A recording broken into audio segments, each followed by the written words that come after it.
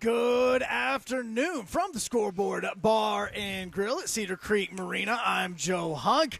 Don't have that final injury report, but what we do know is that Coach Vrabel has said that Will Levis is in line to start for the Titans on Sunday. That means that you will get Will Levis versus C.J. Stroud for the very first time. Now, some news from last night's Thursday night football game. Browns wide receiver Elijah Moore spent last night in the hospital, but he has been released and he is now in concussion protocol. And news developing just a few seconds ago, Jaguars quarterback Trevor Lawrence is out, and C.J. Beathard, local man here from Nashville, is getting the start against the Carolina Panthers. For all your foundation repair and waterproofing needs, you need to visit USSTN.com. Breaking news at once on your home for the Vols, the flagship station for your Tennessee Titans, as well as home to 3HL. This is 104.5 The Zone.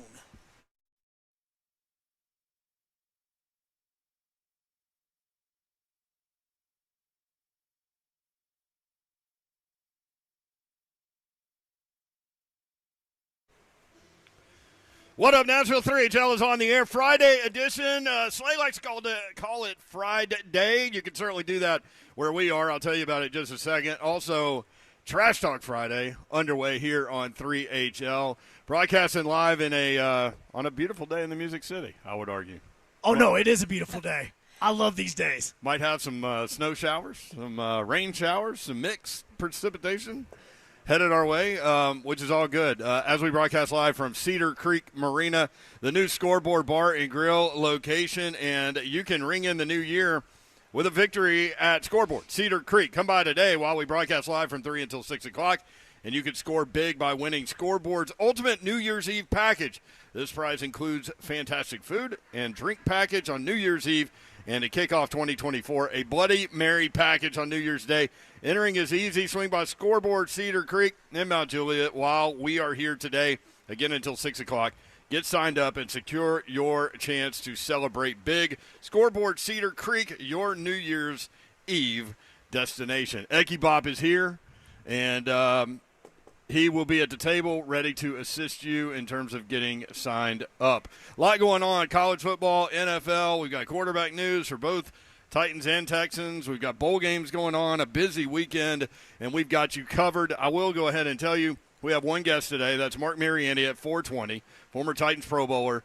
He'll have his blood in the water pick. He'll also break down Titans and Texans, so we'll talk with Mark at 420. Outside of that, it's up to you guys. You want in, 615-737-1045. Trash Talk Friday, 615-737-1045. Brent Doherty again, along with a couple of newbies. Not so much. Maybe one more than the other. Slay and Dawn are both out today. So Dawn is in Memphis at the Liberty Bowl. Working as we speak. She is on the air as we speak right now. Last score I saw, Memphis leading 6-0 over Iowa State. Iowa State a 10.5-point favorite. You have a new They score. are now up 13-0. Wow, as 10.5-point underdogs. They are up 13-0 in their hometown, in their home stadium. I love it. I will introduce you next, but ladies first. The 104.5 The Zone digital producer and on-air personality working on tons of projects, which we'll hit on in just a second. You need to know her, Sammy Kincaid. Hey, how you doing? Sitting in. Sammy, what's up? How are you? I am so thrilled to be sitting with you today. I'm really excited. Whenever Paul asked, it was no question. So a Tennessee person. Yes. While also working Vanderbilt games. I love it. That's what we do. Vandy pays the bills, and they know through and through my blood is orange, and it has always been orange and will always be orange. So there was a guy named Larry Leathers that worked for sports information at Vanderbilt for a long, long time. And sometimes you'll run into some people at Vanderbilt that do have a problem with your UT-ness. And I'm always kind of like, I don't get upset about a lot of things, like hardly ever, honestly. But that one kind of irks me a little bit because I'm like, I'm a professional. Like, I can sit here and love my team, but also give you the due respect that you deserve and need. Very true. And they give me such a hard time, but it's all fun and games. It's all out of love. They know I normally have on a Tennessee wristband that my dad and I got a few years back at a game we went to, and I always have to take it off whenever I step into Vandy, though. But it's always fun and games with them. So Larry and I, he gave me a hard time like the first 3 or 4 times I was around him about Tennessee. And I'd be like, so finally I was like, I'm going to look up where this dude went. And so like the next time he's like, Vols, how's the Vols doing or whatever like that. And I was like, Larry, stop. You went to Alabama. That's worse. So, way worse. And Larry's a great dude. We have the best relationship, and he did a tremendous job for Vanderbilt, and I really appreciate that relationship. But it was kind of funny. Also, you've already heard it, 3HL executive producer Joe Hunt. Sup? Filling in today. Yes. Do I get to be the Ron Slays? I guess you would. I mean, if we're just going gender. Okay. I mean, Slay and I are identical people. I don't know how you can even tell us the difference anyway. We're same height, everything. I mean, we're all the Except for same. me and Slay are both the Tennessee grads. Yes, you're the Tennessee grads, but I mean, him and I. Me. And you, yes. But I'm saying if we're talking Slay and Dawn, you got the Tennessee and you got the Auburn. Oh, yeah, one of the teams you like is Auburn, so maybe you're Dawn. See, there we go. You're Slay, Sammy, you're Dawn. Get out of the laugh lane. All right, you can watch the show live, YouTube, Facebook Live, and Twitch. Twitch, please. There's my Dawn. That's my Dawn. The Evident Bank chat is open, so we would love to hear from you there. Again, phone lines open, 615-737-1045. 3HL is presented by Spring Hill Heating and Cooling, springhillac.com. So bowl action today. You guys fired up about bowl games yet? Oh, absolutely. Yeah, not one bit. I can't even lie. All right, let me start with the absolutely. Because I'm probably in the middle of y'all. Yeah. Literally, I'm sitting between y'all, but I'm also on this side.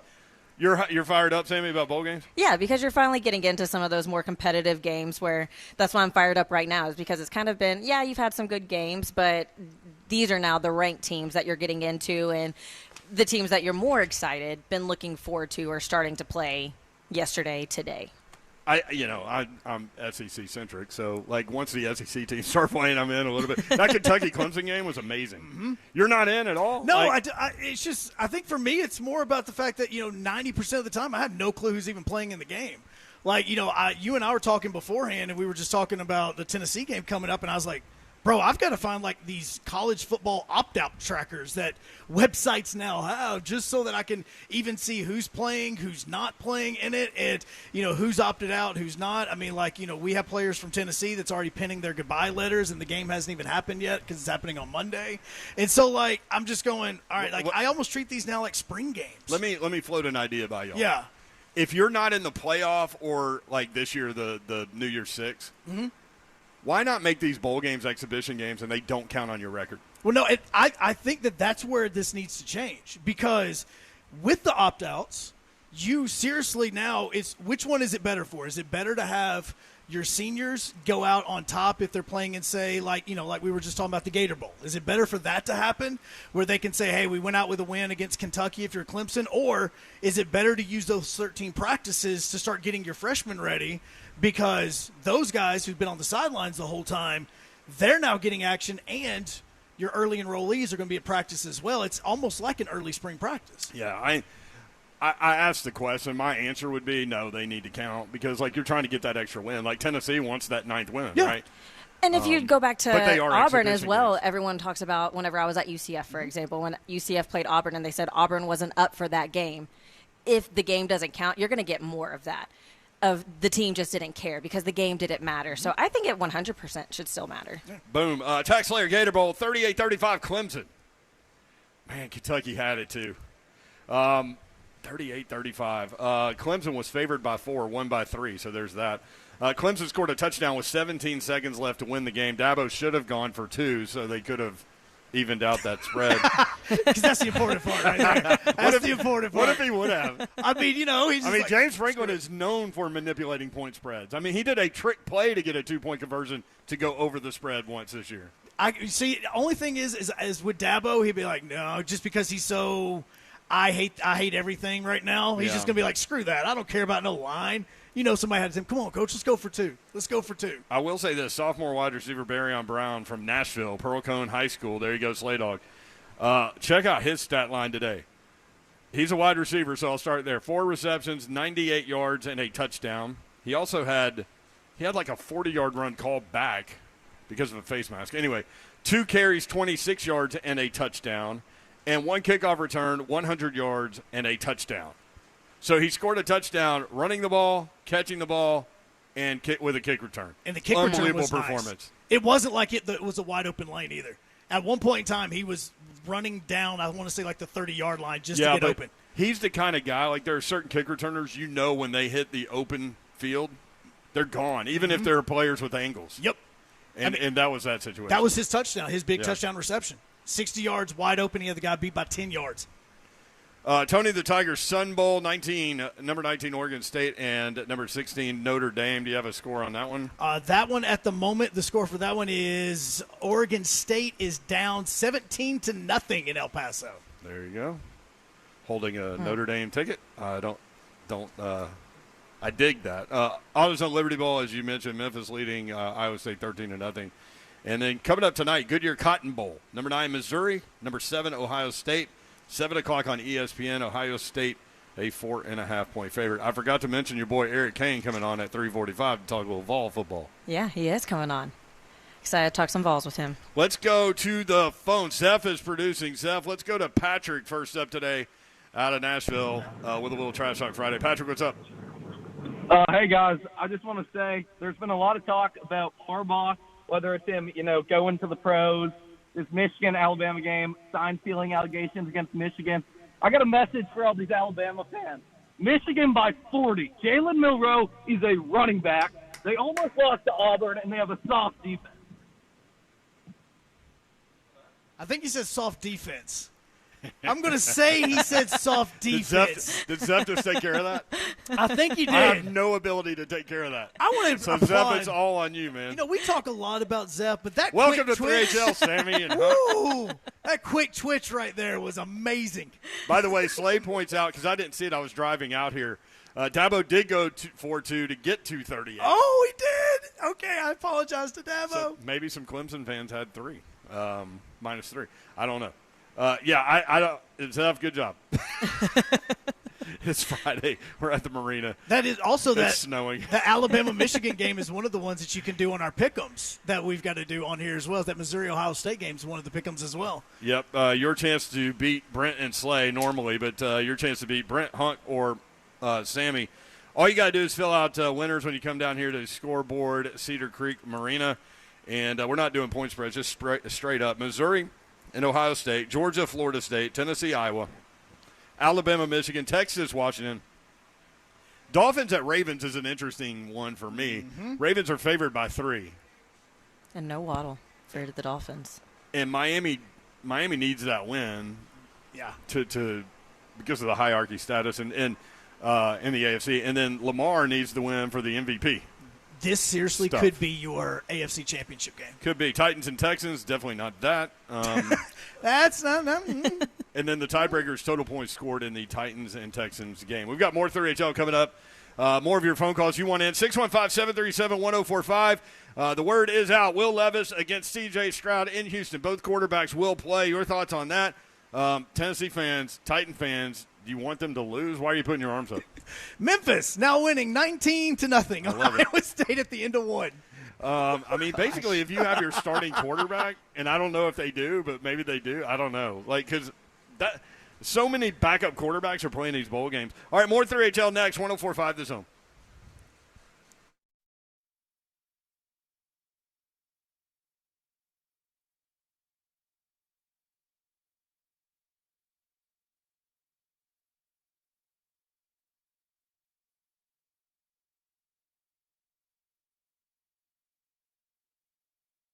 Okay, new year is upon us. So why don't you give the gift of organization to somebody for the new year? Now that Christmas is over, maybe you have all these Christmas decorations. You want to have somewhere to put them in your garage so you can still get your car in the garage? Well, Artisan Custom Closets can help you out with that. Say goodbye to clutter. Get a free in-home consultation with Artisan. That's ARTISAN, by the way. Go visit them online, artisancustomclosets.com. I mentioned garage because I had them come and do my garage for the new year. I'm going to have them come and help my playroom area and build a home office for Mr. Babs so he can work from home. They can do all of that, or they can do that show-stopping, traditional, beautiful closet. They can redo your pantry, laundry room, mud room, bedrooms. They have Murphy bed options. You name it, Artisan Custom Closets can do it. And they are going to extend the Dawn special for the new year. 10% off if you tell them you heard about them from Dawn. Ask about their payment options. Give Artisan Custom Closets a call. 615-800-2199. That's 615-800-2199. ArtisanCustomClosets.com.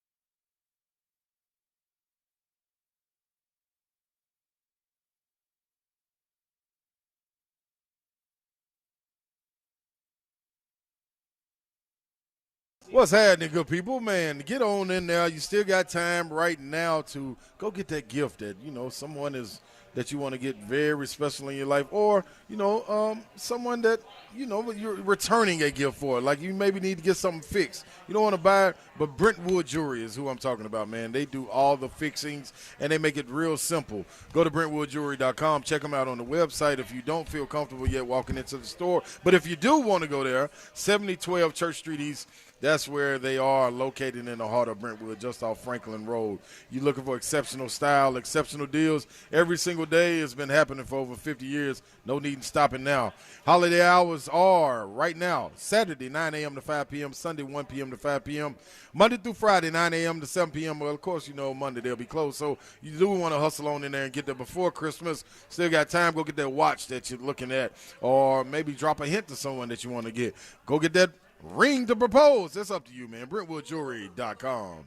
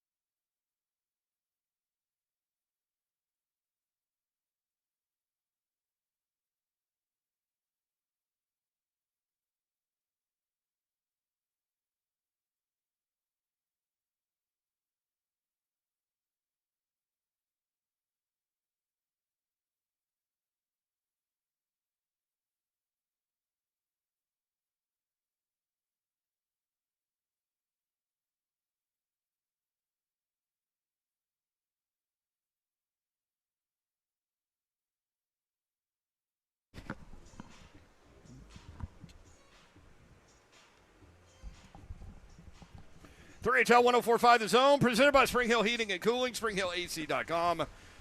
We are broadcasting live from Cedar Creek Marina. Scoreboard, the new location. We'll be here until 6 o'clock. They've got great food out here. They've got the plastic paneling where you can still see the lake and all the beauty.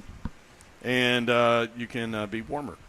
So we got heaters. They got heaters and fire pits and all those things, and a great bar.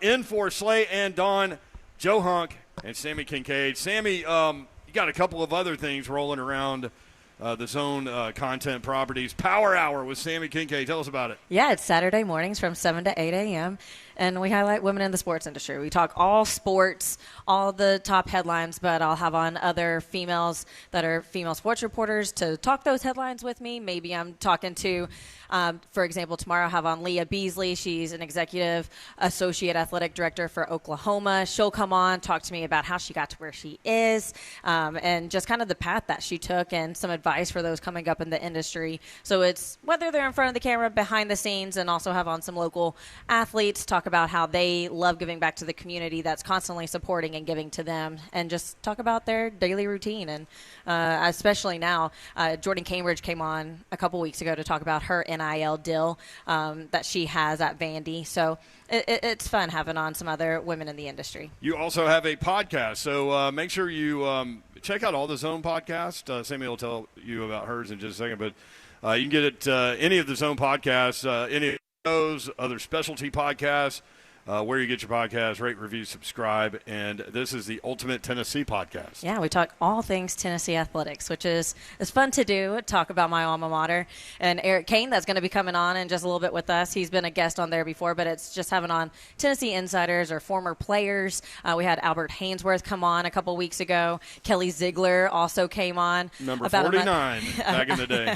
And he's actually still in the top 10 for tackles at Tennessee, which I thought is incredible. But I grew up with his daughter, Hannah Ziegler, so it was fun to have him on Played the show. in the mid-'80s, man. Some big moments for Tennessee. I clearly remember. I did see Albert Hainsworth walking around. He came in the studio. He said he was popping in with you not too long ago. That was a lot of fun catching up with him, and he hung out for quite some time on the show, so it was fun.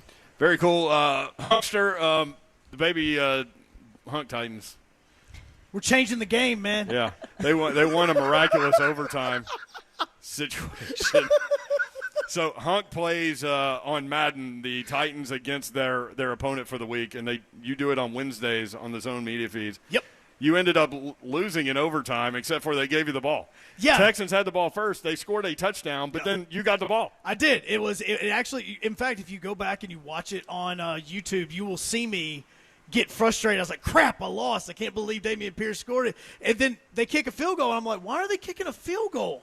And then the screen popped up for me to choose what I would like to receive, and I went, what is going on? Hey, listen, man, okay. Sometimes weird things happen in life. You just have to take advantage of the situation. So eventually what happened is King busted a big run. I kicked the ball back to C.J. Stroud in a tie game. And Arden Key got a strip sack, and then King broke another run for a touchdown to win the game. So I lost but won, and I'm going to take it.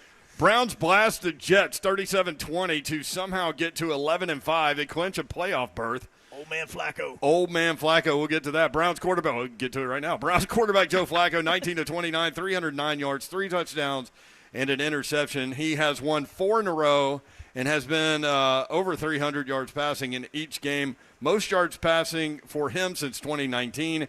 He's going to be 39 in 3 weeks. He is the first, Joe Flacco, the first Browns quarterback with at least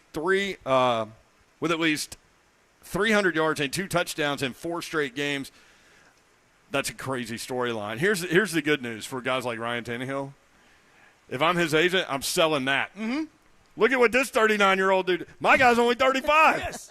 It's like last night watching him play was almost like you could tell he had no stress on him. Like it was a guy that was just out there because – just out there. I mean, he's just out there. And I'm saying it that way because a lot of players, the one thing they fear, and we've seen it a lot, are – I'm afraid of being cut. I'm afraid of my career being over. I'm afraid of having to take that next step and figure out what I'm doing next.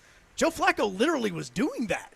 Like he was on the couch, hanging out, watching Red Zone like the rest of us, and then he got called up. He's seriously out there like, all right, cool, well, I'm just going to do my thing, and if y'all cut me, y'all cut me. Like, I've already went through this. I've already sat on the couch. I've already ended my career. I've already done this. So playing amazing. This is the most passing yards that he's had since his last year in Denver, and he's going to surpass that because he's already got over 1,600 passing yards this year. He had over 1,800 then, and he's still got 2 games or 1 game remaining where he's probably going to throw over 200 yards. But at what point, also, like how you're saying, he was sitting on the couch. Yeah. You stop caring about those things because you're just so grateful for the opportunity that's handed to you to be able and go and make the most of it. So you kind of expect somebody that's 39 to go out and do that because he knows my days are limited. Might as well go make the most of it right now. I also loved him falling asleep on the sideline. That was well, except for like Ryan Tannehill last weekend, like he gets out there and like you immediately start to question arm strength. Yes. Like it looks like his arm is deteriorated. And so those kinds of things happen as you get older. But yeah, I mean, we've reached an era where you continue to see older quarterbacks like thrive. And he came in as a practice squad guy. Like, he came in the practice squad. He was okay, most likely, or potentially being the backup. And then just over time, it's turned into him being the starter, and he's now 4-1 as a starter for the Browns. It's amazing. And they're also protecting the quarterback a lot more now. The roughing the passer calls are insane. What's getting called nowadays. That's a great point. So you're going to have some older QBs because they're not taking as hard of hits. No, he's only been sacked 8 times this year. So, I mean, trust me, Will Levis would love to only been sacked 8 times this year. He's been sacked 8 times in games so far this year. 615-737-1045. Brent Doherty, Joe Hunk, Sammy Kincaid with you until 6 o'clock. Broadcasting live from Cedar Creek Marina, the new Scoreboard location. Russo next up in the borough. Russo, what's up? Hey, guys. How y'all doing today? Hey, what's up, man? Quick question about the Citrus Bowl. Last year when Hendon Hooker was injured, he set out the Citrus Bowl for obvious reasons, right? This year, Joe is sitting out to preserve himself. Is this a trend now, or is this because, like it was injury last year? Does Hendon Hooker play the Citrus Bowl last year? And please keep me on the line. I'm at the grocery store, so I'm listening. Yeah, it's a weird situation with regard to Joe Milton, and you hear various things from various people, and I think the thought was to start Nico from the jump in this bowl game. The information just didn't get out, which is odd. It may have been by design. Usually, well, of course they always want the information held within house, but usually it gets out. Yeah. And so this was a weird one in that this info did not come out until, just a few days before the game. Mm-hmm. I think a lot of this he was asking about fear of injury and things like that. I mean, honestly, that's one of the things I have fear of with Will Levis this weekend is fear of injury. Like, I think that a lot of these, Hendon Hooker's an example of it, is the man tore his ACL, and he was just now activated to even, really be practicing for the Lions just a couple of weeks ago. And I think a lot of players are saying, look, I'll opt out of this bowl game, and it's one less game that I could potentially get injured. And I think that that's why we're starting to see so many of these players opt out, because if they do get injured, they then can't go through the draft process. They can't go through any of the workouts. They can do testing and all that, but it really kind of hurts them, and they could lose money this way. Well, Matt Corral from Ole Miss is an example. He's a prime example of somebody that got hurt that could have opted out. Right, and that's the one that a lot of guys point back to, I think. That's a great example. Matt Corral's an interesting dude, man. We met him a couple of times at SEC Media Days. One time he was fun. The next time he was buttoned up like a stockbroker. Like, I'm not saying anything, y'all. And I think he also got laid into, not really laid into, but told, hey, you're the leader of this team. You can't be going out. You can't be partying the same way that you were beforehand. You really need to kind of button things up and really be the leader that this team needs you to be. And I think that's really what you saw in that last season. That's difficult for a lot of players. I mean, when we were there for SEC Media Days and hanging out with Joe Milton the way that we did, there are some guys that are natural leaders, and when they're told, hey, this is what the role you need to step into, they're much better at doing it than whatever. Again, I can't even say Joe Milton, because Joe Milton struggled with that before Hendon Hooker even took over for Tennessee. So those are things that you have to learn to be that way. And I think that second time that Brent's talking about when he was buttoned up, he wasn't saying anything, that was part of that learning process for him. I would actually like to see how he is now, because in some of the interviews that he's done when he's Panthers, is it Panthers that he's with right now? I believe that's who it was, that's who he was with last season, is he was a little bit more kind of free-spirited, not so much, Gardner Minshew free-spirited, but he was just a little bit more lighter when it came to the conversations he was having. It's the Panthers. Good job. Boom. There you go, 615-737-1045. Jags quarterback Trevor Lawrence out. He's going to miss his first start in the NFL. He hasn't missed a start yet. He's been knocked out of games, but hasn't missed a start. C.J. Beathard from here. Yep. Will start against the Panthers, as y'all were just talking about them, on Sunday. And all three other AFC South teams locked in a three-way tie for first in the AFC South, trying to win the division. And now we'll see if C.J. Beathard gets it going. He played at BGA. And goes back to Hillsborough Middle School in Leapers Fork, as a matter of fact. And the Beathard family is incredible. Always root those guys on. And he played at Iowa, ironically enough. Look at all these look at this. See, we're all just connecting everything. Yeah. Was their offense better than what it's going to be on Monday? George Kittle is in Nashville every offseason because of C.J. Beathard. Really? Mm-hmm. So that's the reason why Kittle – and then the tight end thing happened here. It's funny. I mean, And here's what's crazy. Life is funny. Jaguars basically have led the AFC South all season long. There is a real shot now that they totally missed the playoffs. Oh, yeah, for There's sure. a real shot after leading for that long because of Trevor Lawrence injuries, because of Christian Kirk, because of all the injuries that they're facing. There's a real shot that they potentially lose this weekend, against the Panthers, so I wouldn't say it's a very good shot. And then they start to play the Titans next weekend, and Texans are looking like the best team in this division and have been even without C.J. Stroud. They've played well, which we unfortunately saw a couple weeks ago. But it really matters how you're playing down the stretch. Yeah. Oh, absolutely. There's a lot of these teams that are going to have home field advantage, potentially, like your Chiefs or Jaguars in that division or the wild card round, that they're there. If they turn it around this week and next, they're set for the playoffs for at least making a division run or AFC Championship run. What do y'all think about this Texans-Titans matchup? Slay and I were talking about this yesterday. What percentage of the Titans fans do you think want the team to lose? And I know that sounds stupid on the front end, and maybe it is. I don't know. But the NFL has set up this situation, right? So if you're out of the playoffs, if you're thinking about the big picture for your team and what benefits them the most, it would be losing, right? And that sounds weird because, for me, I'm such a competitive person. Literally, I tell people every day, I want to win today. Mm-hmm. That's all I'm thinking about today when we do our job. I'm trying to win today. And so for me to sit there, and this is how I watched the game. Maybe some of y'all were like this last weekend. The entire time I wanted the Titans to win, and I'm watching it from that perspective. But when they didn't win, I was like, cool. All right. It helps us out in April. Isn't that crazy? No, now, for sure. I grew up an Oilers fan. So, when I was a kid, I was in Houston, 3rd, 4th, and 5th grade. That's when I became an Oilers, Astros, Rockets fan. Right? So then I moved to Nashville. They end up moving here, and so that's my history with this franchise. So it's hard for me to, sit there and talk about, do you want them to lose? But ultimately, big picture, that's where you are, right? Well, I will say that being in, the Titans radio studios during the game, being pissed off is probably my mood for majority of that. And no, I have friends that text me all the time, and they'll be watching the games, and they're like, dude, Titans are winning. Look how good they're playing. They're up. I'm like, whoa. Calm down. Just let it get to the fourth quarter. And then they lose, and they're like, how the heck did they just lose this ball game? What did they screw up on? But the problem is with Brent saying right now, I mean, Sammy, they're 7th in the NFL draft, but at the same time, they lose this weekend, they could jump all the way up to 5th, potentially even 4th or 3rd. Yeah. And now you're starting to talk about the Marvin Harrison Jr.'s and the offensive line help. Or, I mean, not saying that you would actually do it, but if you got into a position where the Caleb Williams conversation could happen, you could potentially make a good trade and actually bring in some stock when it comes to your draft trade, that because of the fact you have so much cap space, you could really use that to your advantage to let a team move up and draft him.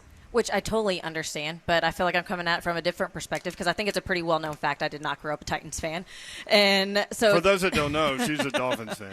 So I grew up a Dolphins fan, and talking to my friends that are Titans fans, that's all they want is for the Titans to lose to help them in April. But you also have to live in the moment of where you are. And the confidence of this team, they could use a win.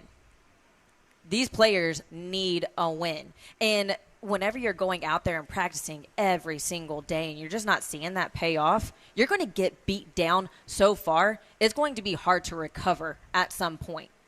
So that's where I don't understand it because you do need to build these guys' confidence a little bit. I want to win every game. Like he was talking about, like, I want to win everything. Like, anytime they score, like, I'm like, all right, good, let's just, like, but at the same time, we're now at this point now with Will Levis where we got the news just a little while ago that he's in line to start. I'm now having, like, an anxiety attack. Like, if Duke gets hit, now we're talking about screwing up 2024, and that makes me nervous. Like, I remember T-ball with the kids where they're not even they do coach pitch, and then if you don't hit it, they put it on the tee or whatever. But they're not doing the scoreboard. Nope. And then the game would end, and, like, me and some of the other dads would, like, high-five each other and fist bump, and people would be looking at us like, y'all were keeping score in your head, weren't you? Like, yeah. Why are we out here? You know? We didn't just because I knew. Don't put on a uniform. You're ready to win, man. Only reason we didn't was because I saw their team crossing home plate, and I never saw our team crossing it. So I was like, all right, I know we lost. Like, I know we lost. I was like, I don't need to keep track. I know that they had more than what we did. We're good. More 3HL when we come back. Again, broadcasting live from Cedar Creek Marina, Scoreboard, the new location. And when we come back, we'll talk some Tennessee football. Eric Kane has the Locked On Vols podcast on Three's Daily Tennessee podcast. Eric Kane next. 3HL 104.5 The Zone.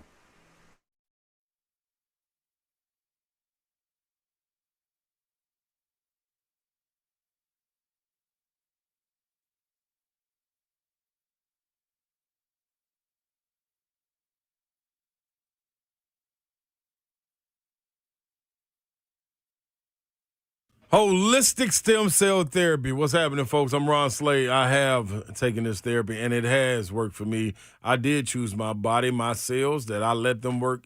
And listen, my cells. That's right. You start to hear holistic stem cell therapy.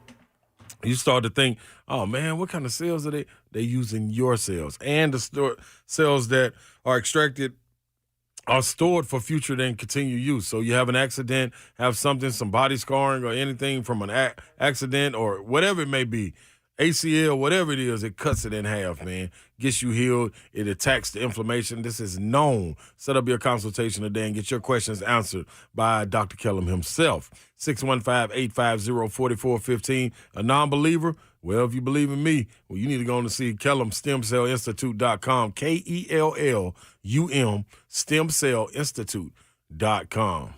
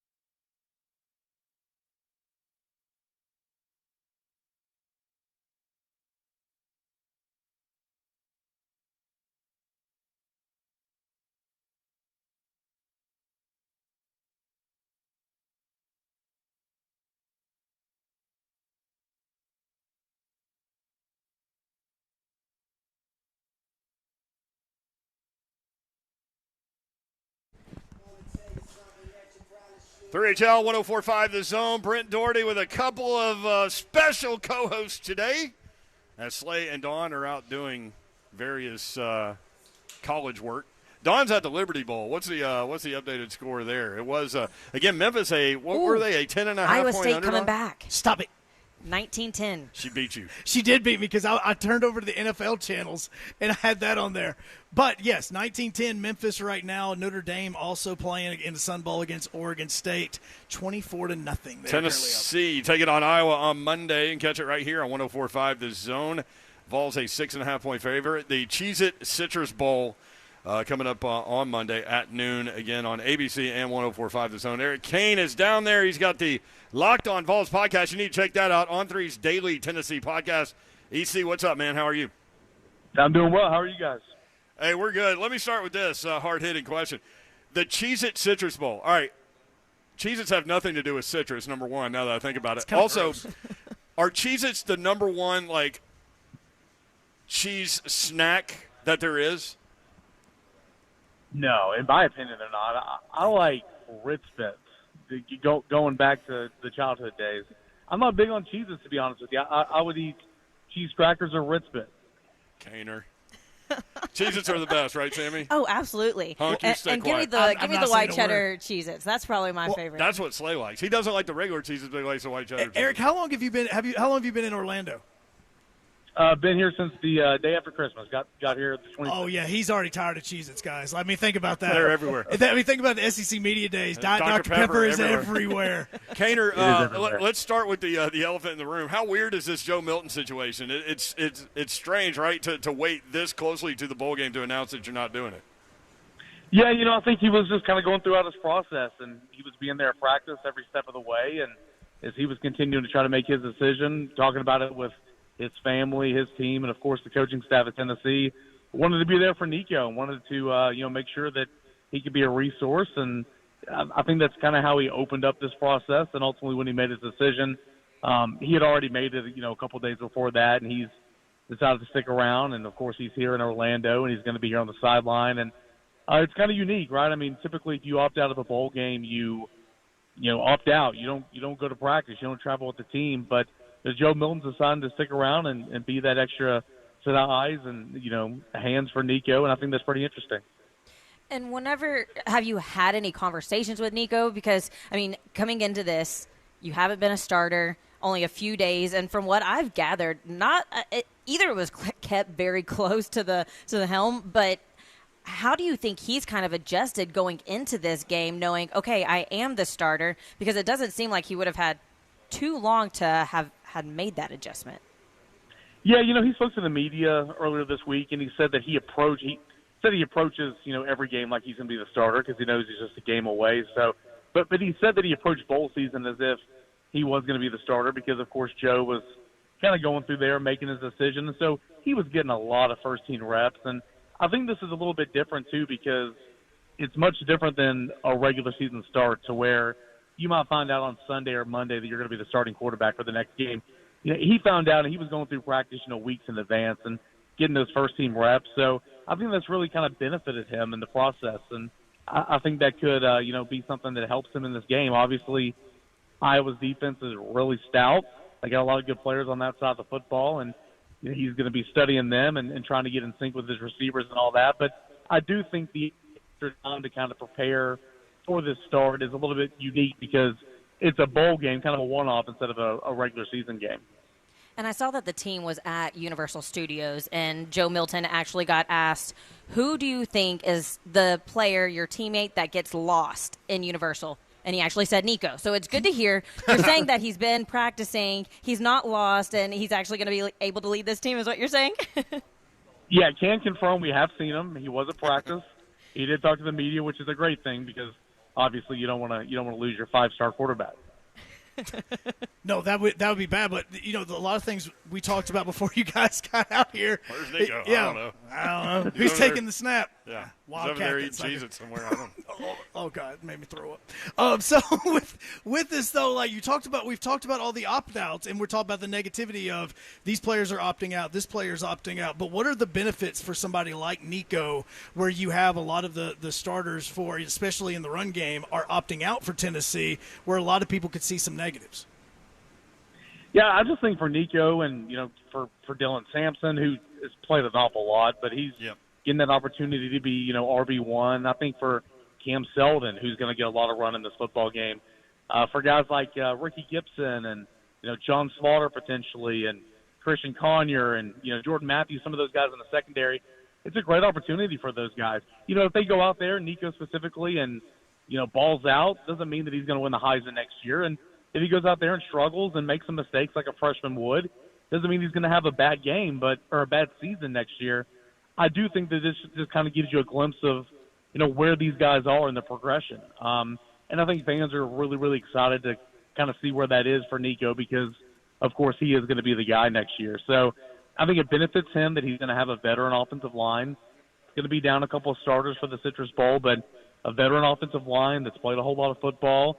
A guy in Dylan Sampson that is capable and can run the football, and, a couple of receivers who have gotten a lot of playing time, and, of course, Squirrel's a playmaker. So I think those things are going to help Nico in this game, but they're going to try to springboard this into 2024. But I think one game, good or bad, won't, set the table for the 2024 season is going to be. Well, and the other part of that, Kaner, I keep telling people, I'm like, look, man, I know you want Nico to go out there and throw for 400 yards, but this defense that he's going up against, one of the best in the country. If you average 14 points per game and you win 10 games, that tells you everything you need to know about that defense. Number 5 in total defense in the country, number 9 against the pass, number 12 against the rush. This is going to be a challenge, and people need to understand, like, if they struggle offensively, that might have something obviously to do with them, but it also might have something to do with the fact that they're playing one of the best defenses in the country. Yeah, no doubt. I mean, fourth, in terms of scoring defense in the entire country, you kind of laid out the other ones there. And that's also good. This isn't your typical, all right, it's an FCS opponent, it's a, lower level, Division I opponent, whatever the case is. No, this is, best of the best in terms of defense. And a lot of people are saying, well, how good is that defense? They play in a really bad division, the Big Ten. I hear you, but like you said, you allow 13.2 points per game on average. You allow only 4 rushing touchdowns all season long, 14 total touchdowns. That's pretty good defense. I don't care who you're playing. So for Nico to get that type of test in his first start, it's going to be challenging for him for sure. So, I'm not expecting 30 or 40 points. It could be, and I think that'd be great. But I don't think Tennessee needs to score 30 or 40 points to win this game. I think Tennessee can win this game, by a touchdown, 10 points, and scoring somewhere in the 20s. That's just kind of an indictment on Iowa's offense, but it just kind of is what it is. But it's going to be a really, really great challenge for Nico against a good defense here in his first start in the Citrus Bowl. That's a great point. I talked to Tennessee coaches back in the 90s, and they would have conversations like the defensive coordinator would ask the offensive coordinator, how many points do you think you're going to score? And so, that helped him, put together his game plan and things like that. So, I think you're right. I think they could actually win this game scoring 13 points. I just think it's going to be a slog. Maybe not. Another interesting stat here, EC, is Iowa, number 5 fewest penalties in college football. Tennessee, 3rd worst in college football. so we'll see how that works itself out. Yeah, and, Tennessee is – it's frustrating when you watch it every Saturday, characterized as undisciplined football teams. They're just really, really high on the penalties. And in a game like this, then that can be critical. You want to play clean. In a game like this, special teams is going to be huge. Iowa's punter is phenomenal. And you talk about flipping the field position and all that, those things are going to matter in a game like this. So certainly Tennessee's a very, very heavily penalized team, always has been under Josh Heupel, but this is a game to where you want to be as clean as possible. There he is. He's Eric Kane. Sammy, one more?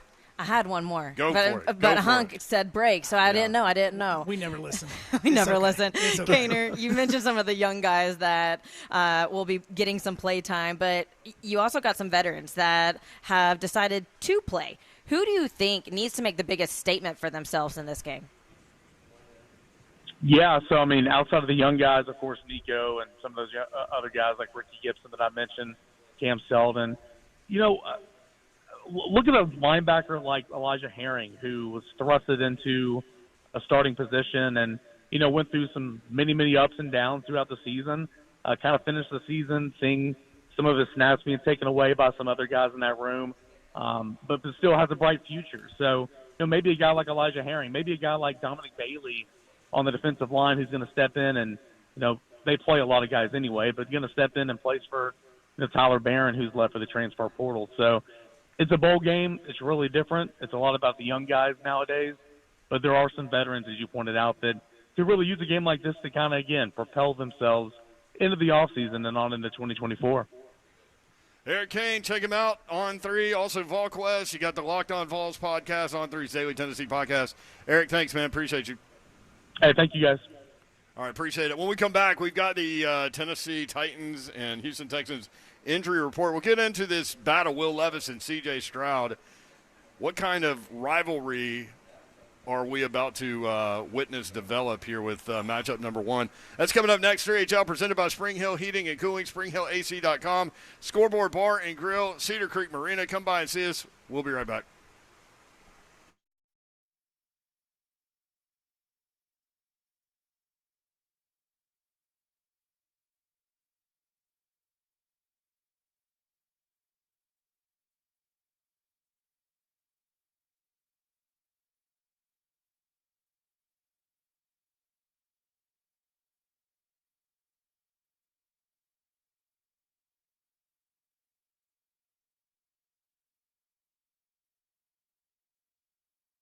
You know what else is correct? The correct place for you to buy your windows and doors and replace your windows. That would be Pella Windows and Doors of Nashville. I know the weather has been okay for us lately, but it's going to get cold again. And maybe you have some drafty windows, old windows. Maybe you realize once you started cleaning your house because family's coming into town that you can't get to your windows because they're old and broken and you can't open them to clean them. Well, Pella Windows and Doors of Nashville can help you out for that. I have a 3-year-old, which means I have smudgy hands all over my windows at all times. And my new windows are awesome. They are so easy to open, to clean, to put back, to move up and down. They're amazing. And you can have amazing windows, too. You can also have a deal right now from Pella Windows and Doors of Nashville. 50% off qualifying installations. And that's an and. No money down, no interest, no payments, and that's for 12 months. So let Pella Windows and Doors of Nashville help you out. They also have a showroom if you want to go check out some of their inventory and what they have going on. It's in Franklin, 277 Mallory Station Road in Franklin. But the easiest way to get a hold of them is just schedule your free consultation. Talk to them about what they can offer you, what discounts they can give you, and check out all of their limited time specials. Pella Windows and Doors of Nashville. Go see them online at PellaNashville.com.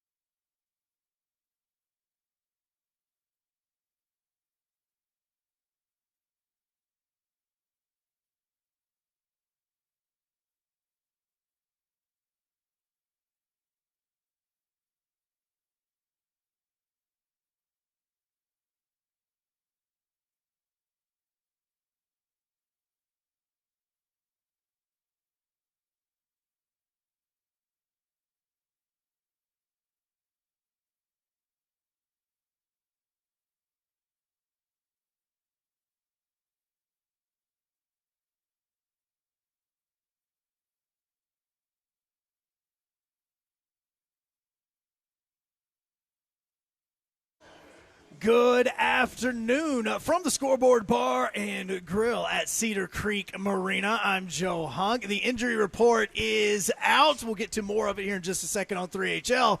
But the important name that you need to know for the Texans that is not going to be on the field on Sunday is Jonathan Grenard, as he has officially been ruled out with an ankle injury. Grenard is 9th in the NFL in sacks this year with 12.5, and he had 2.5 a couple of weeks ago against the Titans. We'll have more of that here in just a bit, but also know that Trevor Lawrence is officially out as well for the Jags on Sunday as they get ready to take on the Panthers, and C.J. Beathard is going to be getting his next start for the team. And Elijah Moore is officially out of the hospital and in concussion protocol. That is according to Browns head coach Kevin Stefanski. For all your foundation repair and waterproofing needs, you need to visit USSTN.com. Breaking news at once on your home for the Vols, the flagship station for your Tennessee Titans, as well as home to 3HL. This is 104.5 The Zone.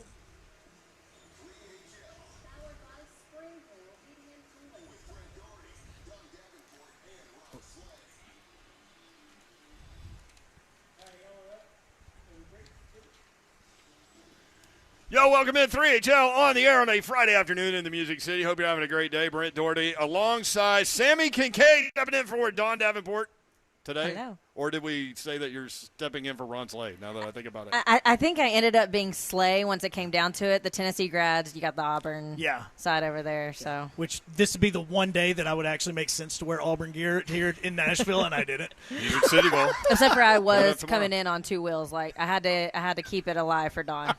She did. She goes ETA 352. I'm like, okay. 252. Oh yeah, 252. She just showed up. Easter time. We just had that conversation earlier. But, yeah, you made it, so that's good. You have a lot of responsibilities here at The Zone. Digital producer, on-air personality. You've got the Power Hour with Sammy Kincaid on Saturdays, and you've got the Ultimate Tennessee podcast. So, got a lot going on. Yeah, it's fun, though. It's fun to dip your toes a little all over the place with The Zone. And now 3HL co-host. Yes. Right now. Joe Hunk, executive producer of 3HL, is here. What's up? We have people in the chat, by the way, that are saying that you should not start Will Levis on Sunday. They say to start Malik Willis. I mean, I made that argument last week, and people got upset with me. You start Malik Willis because he gives you the best chance to lose. And also for Levis to not get more hurt before next season. But I did it based on I made that comment based on the Tannehill or Malik Willis thing. I kind of want to see Levis. Well, I think I want to see Levis just because I want to see Levis versus C.J. Stroud. Yeah. Like, that kind of excites me. Like, it's just the idea of both teams having their potential quarterback for the next 5 to 10 years going up against each other in this first matchup. I was sad that we didn't get this 2 weeks ago. I kind of wish we had now. Maybe the Titans would have won. But it was something I've been looking forward to with this is I want to see Levis versus Stroud and potentially like a rivalry. I don't know if it could be one, but it's something that could happen if these both are good quarterbacks. Like, so if you start talking about the quarterbacks in the AFC, now Anthony Richardson, a lot of people forget about now because he's been hurt for majority of the year, got hurt in the Titans game, as a matter of fact. And then you've got Trevor Lawrence, who's also hurt. I wonder about Trevor Lawrence. I said this earlier in the season. Has he hit his ceiling? Because when Trevor Lawrence came out, and they do this, like they proclaim everybody the greatest thing since whatever. And I just didn't see it in him. He's a good quarterback, and he's gonna put up great performances. But he also he's got 5 turnovers in the last 2 games. And it also helps. Has he hit his ceiling? That's a big question in Jacksonville, as you mentioned. What if they drop 4 in a row? Yeah, they've dropped 4 in a row, and there's a potential of, again, not saying that they will lose to the Panthers, but they could lose at least 5 of the last 6, potentially losing next week to the Titans as well if Trevor Lawrence isn't playing in that game. And, I mean, you're seriously talking about a team that has led the entire AFC South for majority of the season, and they could miss out on the playoffs. In fact, if you want to use your rankings and your probabilities and everything, if the Jags lose this weekend, it's down to a 40% chance of them even making the playoffs, which is the second lowest out of all the teams right now that are in the playoff picture. 615-737-1045 if you want in. We can take your phone calls on a Trash Talk Friday. Lots of topics, college football, the bowl games, the college football playoff semifinals coming up on Monday. Who you got? Bama, Michigan. Michigan a 2-point favorite in that game. I went Bama money line. Texas and Washington. Texas, a 4-point favorite. I went Washington in that one. I went both underdogs. I just love Michael Penix Jr. I have all year. I picked them to be in the playoff at the beginning. In the offseason, I picked Florida State, too. Should have happened. Maybe. Sammy, have you filled out your sheet yet? I have not. Okay, because those two options are on our sheet it. for our beat Brent and Slay. And I know I went Michigan for over Alabama. Did you? Yeah, mainly because my wife's listening, and I just hope that Michigan wins. But the other reason is because I just think that this Michigan team is not getting the credit that they kind of deserve, and I think that this is a team that could totally upset Alabama and win the national championship. Okay, is that the Auburn person in you? No, I think what it really – no, seriously, that's a really legitimate question. But, no, I think what it is I don't think that Michigan's getting enough love for beating Ohio State without Harbaugh. I don't think that with that 3-game streak that they went without him, those were all losable games that they could have lost, and instead they went out and played very well. Like if Nick Saban wasn't coaching a game for Alabama – there are many Bama fans that would have been very nervous because of the situational awareness that we always talk about knowing when to call timeouts, knowing when certain plays should be drawn. Michigan didn't miss a beat. In fact, they used it kind of as fuel, and so that's why I like Michigan. It's not even just missing your head coach. It's just the adversity around the program. It's not like he was missing for good reason. It's the adversity around the program and that they still found a way to win. I think that's big, but I have circled my teams now, and I do have Alabama winning that game. I just think it's set up, man. I think it – like – sometimes in sports, you can almost see the story that has been written before it even plays itself out. They want the Alabama-Texas rematch. Alabama-Texas rematch. Alabama gets them. Nick Saban retires. Yeah. Walks off into he's the never sunset. retiring. It's like Alabama-Texas, Right. But it's also in Houston. So, like, I mean, it's wishful thinking. Yeah. No, and there are rumors about that. Like, Saban is – even his daughter has said that there's a potential that he may step down and retire if he win a national championship this year. And I think that Texas-Alabama would be what a lot of fans would potentially want. And I know that if you're talking about the 4 potential matchups, Michigan-Washington is probably not the one that is the sexiest. It's probably the least sexiest, to be quite honest with you. Well, Michigan put up less offensive yards, total offensive yards, than Florida State did with their third-string quarterback. Mm-hmm. That's not a team that is going to be fun to watch, especially in a national championship game. It's going to be fun. All that coming up on Monday after the Tennessee-Iowa game, which man, I just worry. Are y'all worried about that like me? Like it's going to be like a 13-12 kind of game? I was about to ask Kane, is like, okay, are we going to have 10 points scored in the first quarter? I mean, like I need to know this. Kane said he thought Tennessee could win with points in the 20s. I'm like, I don't know that they get there. I hope they do. The most points they can. Iowa has scored this season was 21, and there was only 1 offensive touchdown in that. In all reality, Tennessee should win this by like 17 points. There were 4 games that Iowa scored 10 or fewer points, and they won 2 of them. Yes! Like you're going like That's Baltimore disgusting. Ravens, 2000 Baltimore Ravens teams with this. I mean, their offense was horrible. I don't remember what year it was, but Tennessee-Florida finals 10-9. I don't know. I'm trying to think of what year that was. Maybe 2014, 2015? What game are you talking about? Tennessee-Florida. It was in Knoxville, in Neyland. Oh, yeah. And yes. 10-9 was the final. That was one of the most ugly games I've ever witnessed in my life. I want to say maybe that was the 2014 season. It could have been 2015. Somewhere right there. I remember the game. It was 2014. 14. Yeah. Yep. That was ugly. Very ugly. UGLY. You ain't got no alibi. So Titans, Texans. Texans favored by 4.5. 12 o'clock on Fox this time. 104.5 The Zone. Obviously, we will have you covered. What are we looking at? That looks like a lengthy list of things. You know, it's on the injury report. It's a lengthy injury report for the Titans to basically say everybody's good to go. Because the only player that's actually been ruled out for the Titans is Caleb Farley, and he's not even on the 53-man roster. Everybody else is good. Even Aaron Brewer, who didn't practice yesterday, he was limited today, but he has no designation. He's good. Nico, who's been limited all week, he is good to go. The only players that even have questionable by their names are Trey Avery as well as Marlon Davidson and also Josh Wiley. Like, those are the only ones. The more interesting one is the fact that Jonathan Grenard is not going to go for the Houston Texans. Like, that is massive. I was actually more worried about Will Anderson potentially not going for Houston on Sunday because he was listed early. Yeah, he hadn't practiced until today, and today right, he was and limited. he missed the previous Titans game. Yeah, and so because of the same injury, and so this is all part of that same injury causing him to miss the first one. And he's going to go. I mean, Laramie Tunsil's going to be good on the offensive line. Shaq Mason's good on the offensive line for Houston. But not having Grenard in the middle of that defensive line, 12.5 sacks this season, had 2.5 against the Titans a couple of weeks ago, that is going to – actually, Will Levis should actually have a little bit of sigh of relief on that to see the fact that he doesn't have to deal with Grenard this weekend. 615-737-1045 if you want in. Again, our friends at Scoreboard, New Year's Eve is coming up. Did y'all know that? Are y'all big New Year's Eve people? My family has always thrown a New Year's Eve party. Is that right? Ever since I was young.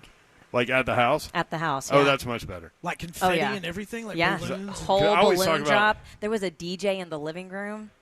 New Year's Eve, man, that's when all the amateurs are out, man. I'm still shocked. Is it a DJ in the living room? Yeah, DJ I don't in have the a living room big enough for a DJ.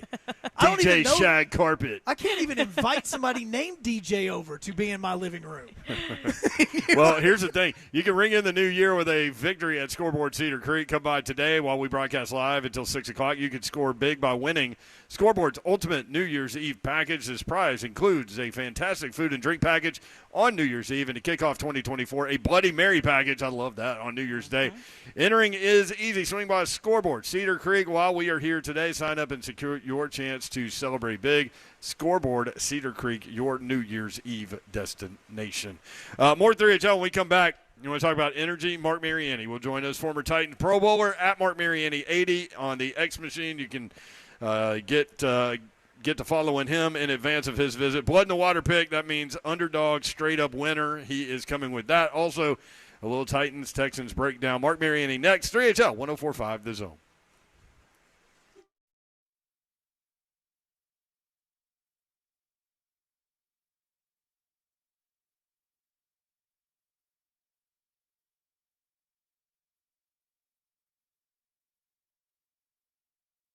Are you looking for something to do with the family? How about a Preds game? Smashville. It's so much fun. And holidays in Smashville are here. But January 2nd, the Chicago Blackhawks are in town. This is an awesome thing to do with family and friends during the holiday break. And the Preds have been red hot as of late. Such a fun environment. You got the family in town. Go ahead and check out the Preds. All you have to do to find tickets, NashvillePredators.com/tickets. That's NashvillePredators.com/tickets.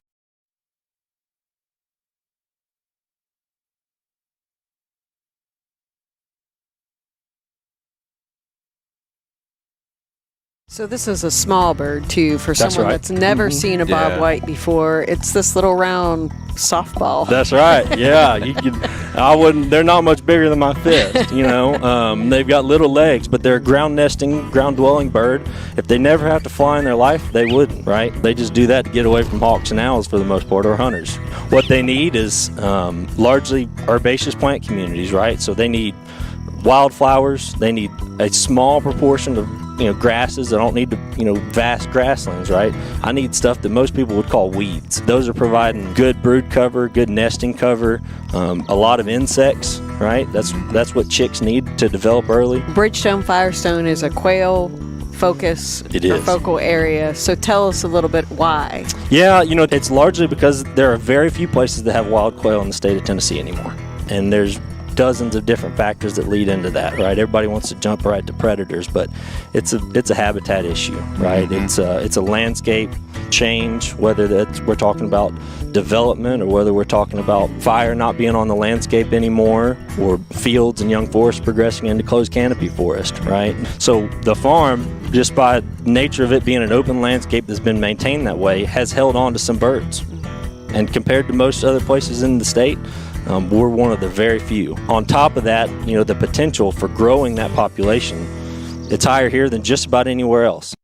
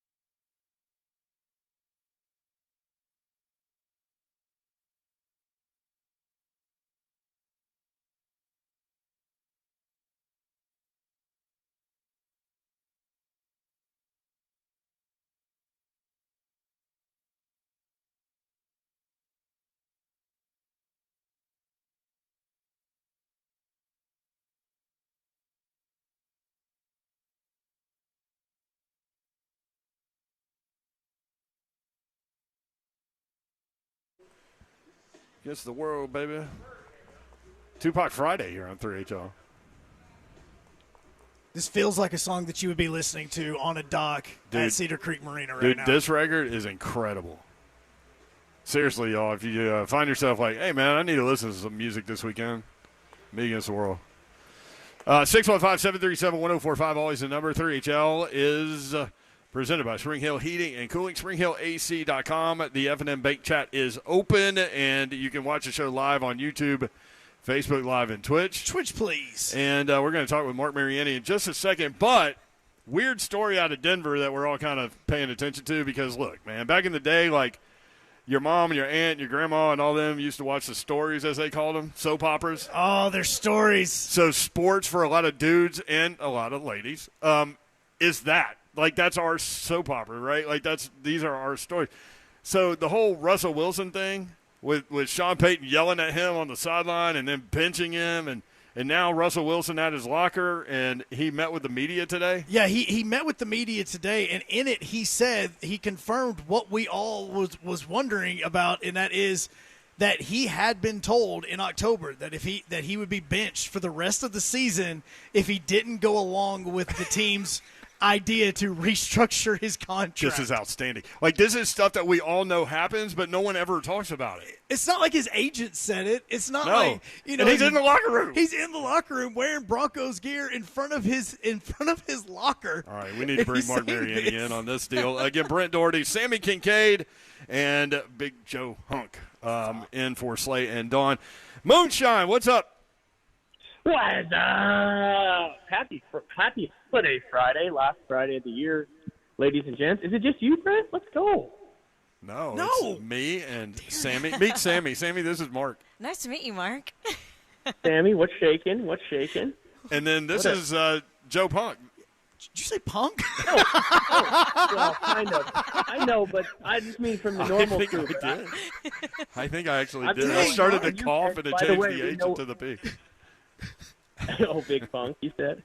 Yeah. Joe Punk. Well, happy Friday, everybody. Happy Friday. Yeah, man. Hey, what's your take on this situation? So Russell Wilson, what did he say, Hunk? He said he confirmed. He said that the team talked to him in October and said that he would be benched if he did not go along with the team's plan of wanting to restructure his contract.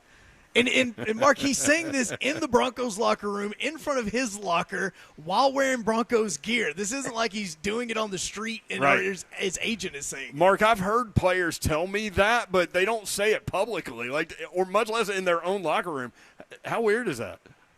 I mean, the writing's on the wall, but there is something really going on. And I just think, I don't know, man. I think Russ, man, it's hard for me because I don't want to. I'm not a big Russ guy in general. I don't love all the what is the coach? What's the coach's name? Sean Payton. What did Payton tell him? You got to stop kissing babies and act like you're running for office. Is that what he told him? Something like that. And so it's like I've never really liked all that with Russ, anyways, either. But there was some friction there all season long, and to hear all this stuff coming out, you just kind of go, I don't even know how they've held it together for this long. But it seems like two absolutely polar opposite personalities are trying to figure it out. And now, I mean, is there some like legal stuff that we need to talk about? Are they even allowed to force your hand like that? I mean, he's definitely getting cut when the season's over, or probably wants to get out of there in the first place. Because that was always a bad contract in the first place. But it's rearing its ugly head now. Obviously not a lot on the line for the Titans except maybe improving their draft pick on Sunday in Houston. But, Mark, we do get Will Levis against C.J. Stroud for the first time. This could develop into something cool in terms of a little rivalry between these two young quarterbacks. Yeah, I love it. I mean, C.J. was on fire, had a concussion. I mean, I still probably think front runner for Rookie of the Year. Yeah. And it's going to be fun to watch, man. And it's a bummer you don't get to see CJ with all of his weapons and all that stuff. I mean, this is the number one team in the NFL versus the number 2 team in the NFL with guys on the IR for the season. So there's going to be a lot of guys running around out there that doesn't make it a full roster. But I will tell you, we saw these boys at Nissan Stadium here 2 weeks ago, and we owe these guys one, man. We owe them, and I think, right? Is that official that CJ's playing? Because that just came out this afternoon, right? Yeah, that's official now. Yeah, he's not even. He doesn't have a designation on the injury report. I love it. Good. That's what I wanted to hear. And we got Will Levis back as well. I mean, unfortunately, guys, I think we saw last week the last of Ryan Tannehill, probably in the Titans uniform. Kind of showed us why the excitement of Will Levis is what it is. I didn't think he had a horrible game. But, man, oh, man, there's something different about this offense when Will's in the game, even if we're not putting up points, and it showed last week against the Seahawks. And I cannot wait. I told you guys 2 weeks ago that it hurt me and it crushed me to see us give that one up at home in the Love You Blues. I cannot wait to return the favor on Sunday to the Houston Texans. Well, last time the Texans, they had a good game plan against the run game. How do the Titans get the run game going in the second time around? Is there any offensive linemen we can pick up last minute? I mean, we are just battling at this point to get anything going, and it's hard to watch at times. I mean, you think back at a couple good drives the last few weeks, but there's nothing consistent, and you just can't get anything going. There's no holes. It's hard. There's no pass blocking. Nobody has a lot of time to throw, so I don't think there's anything schematically that you can really do, except for I just think from a quarterback standpoint, you just got to get the ball out. And so, yes, we need to get the run game going, but I think Greg Cosell hit this last week a little bit, where our identity for, years has been the run game, right? And it's been this power run game of King Henry and moving the ball and all that stuff. So teams go into the week with that in the back of their head, like, hey, this is a running team. So you don't necessarily have to come out and establish it every single week. You know, the first couple fakes of the game, they're still going to think that you're running that ball just because that's what our identity has been. So hopefully we can throw them off a little bit. Like I said, I think they're pretty banged up as well. They got a lot more to play for. Obviously, the AFC South is still in their grasp. But I just think these are the type of games, you know, and I know I'm kind of giving everything away here with the big pick or whatever, but these are the type of games, man. It's true. These are the type of games that Braves gets these guys up for, man. And it's like a metallic, salty taste in my mouth about what they did to us at Nissan Stadium, that the run game, and I'll tell you what I think the biggest difference, our run game obviously has to get going. I hate to say it, but I think we need to. There was a stretch there where we saw a lot more touches for Tyjae Spears, and I think I need to see more of that on Sunday as well. These 1 and -1 and 0-yard runs from Derrick Henry keep stacking up. It's not all his fault. Some of it is, whatever, but Tyjae just gives you a different element out of the backfield, I think, so I'd like to see more touches from him. But seriously, our D-line is going to get after this rookie quarterback, man. The way Arden Key hit Geno Smith last week is the type of thing that I need to see. I mean, he just engulfed him and buried him into the turf, and I just thought, man, with Arden coming on one side and Harold coming on the other, let's get after this rookie quarterback and make a difference. And I think I think those matchups are going to switch the game in our favor, and we just owe these guys more, man. Let me ask you, Mark. I'm going to go down this. I'm going to have a trivia question for you. Do you remember your stat line in 2015 against the Bears, the last game of the regular season? Oh my gosh! Oh, was it against the Lions? It was against the Lions. Okay. I think I had like 5 catches, maybe 5 for like 50. It was 6 catches, 80 yards. You played 92% of the offensive stat. Yeah, it was your best offensive performance. Mark, not just let's go, LFG, moonshine, damn. Oh, kid was cooking. I do remember that. At Soldier Field, I didn't know the stat line, but I do remember the game, yeah. But why? I'm curious. Because I want to know, because the Titans are in this situation where with you guys with the Bears that season, y'all were eliminated from the playoffs. You're going up against a division rival. And you've already basically there's nothing much left to play for the rest of the season.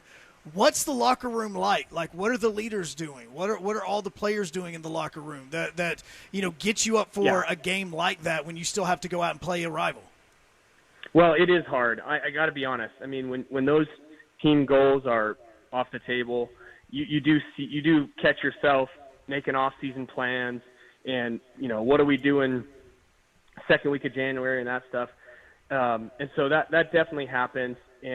But this is the pros, man. And we said this a few weeks ago.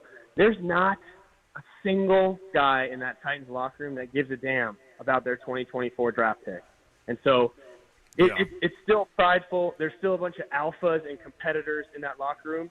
And here's the deal. What makes it easy is that this is a divisional opponent, right, that just kicked us, where at our home when we had the powder blues on, or the lovely blues, and we have a chance to go ruin their season.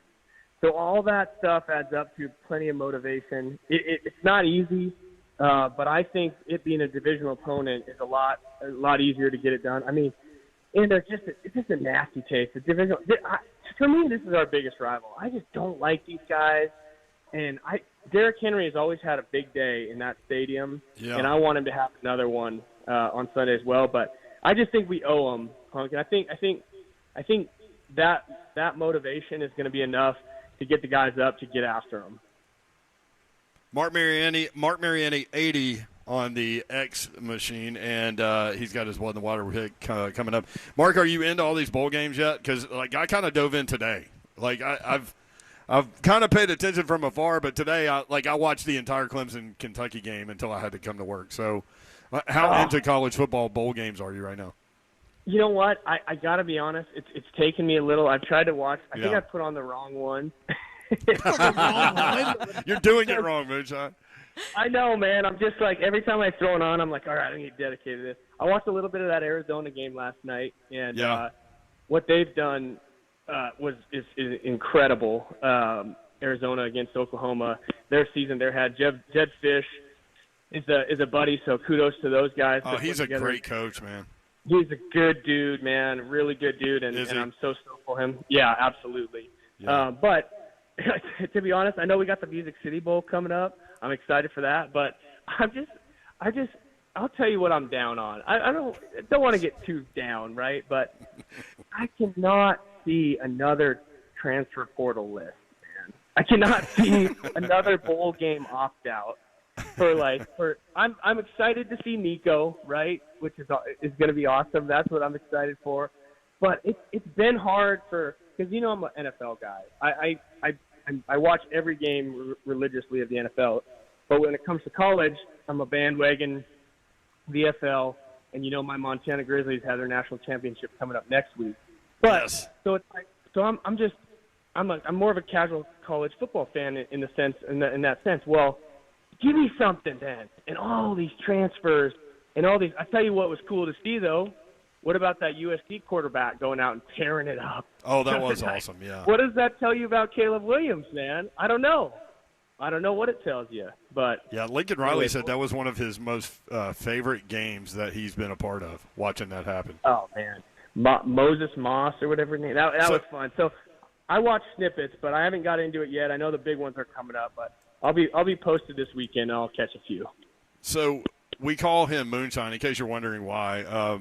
Back when he played, I was like, dude is fast as like we can't. I came up with White Lightning, but I just thought that was too dumb. So they also call Moonshine White Lightning. So it made sense to go that extra step. So that's in case you ever wondered, that's how Moonshine happened. And you were still a player with the Titans at that point, and you got wind of that back then. I remember. I got what did you say? Wind of that back then. I remember. Oh, dude, yeah, no, we were doing our show in 2012. Oh, at Embassy Suites in Cool Springs. Oh, wow. Yes. Sponsored by Hap and Harry's. Oh, are we? Well, hey, free shout out. We still take plenty of it down. No, the good old days, man. It was that was fun. White Lightning's got overplayed. What else is there? Moonshine. I'm like, hey, I like that. That might have been the most creative thing I ever came up with. I take full credit No, for your we'll give you nickname. more credit for that, dude. Come on, get in there. Mark Mariani with us on 3HL, breaking down Titans Texans. Also, he does this little thing with us every time he comes on a Friday called Blood in the Water. Before we get to the blood and water, that reminds me, I meant to ask you this with all the opt-outs and everything. So you're saying that you would not have opted out at Montana, like from the national championship game or anything? Well, no, it's funny to look back on it because I don't even know if I've thought about the opt-out during the year because, our national championship game is after the deadline. But you always wonder, what would you have done? Could you have transferred? You were balling as a sophomore and junior, whatever. And it's hard to look back and think about that. But the fact that kids have that option is good. But I just think the whole system right now, they gotta rein it in. People are I think it's really interesting because we were talking. I host the Ultimate Tennessee podcast, and we were talking about how I had on Kelly Ziegler and Albert Hainsworth, and they both talked about it.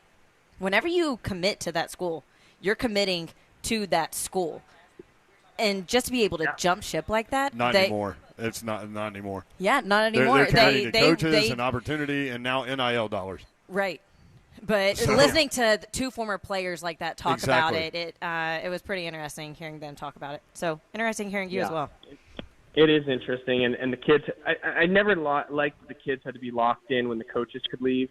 So I understand that. Right. It's just, for sure. And the fact that an 18-year-old would have to make a big decision that impacts him for the next 4 or 5 years and stuck there, I don't get.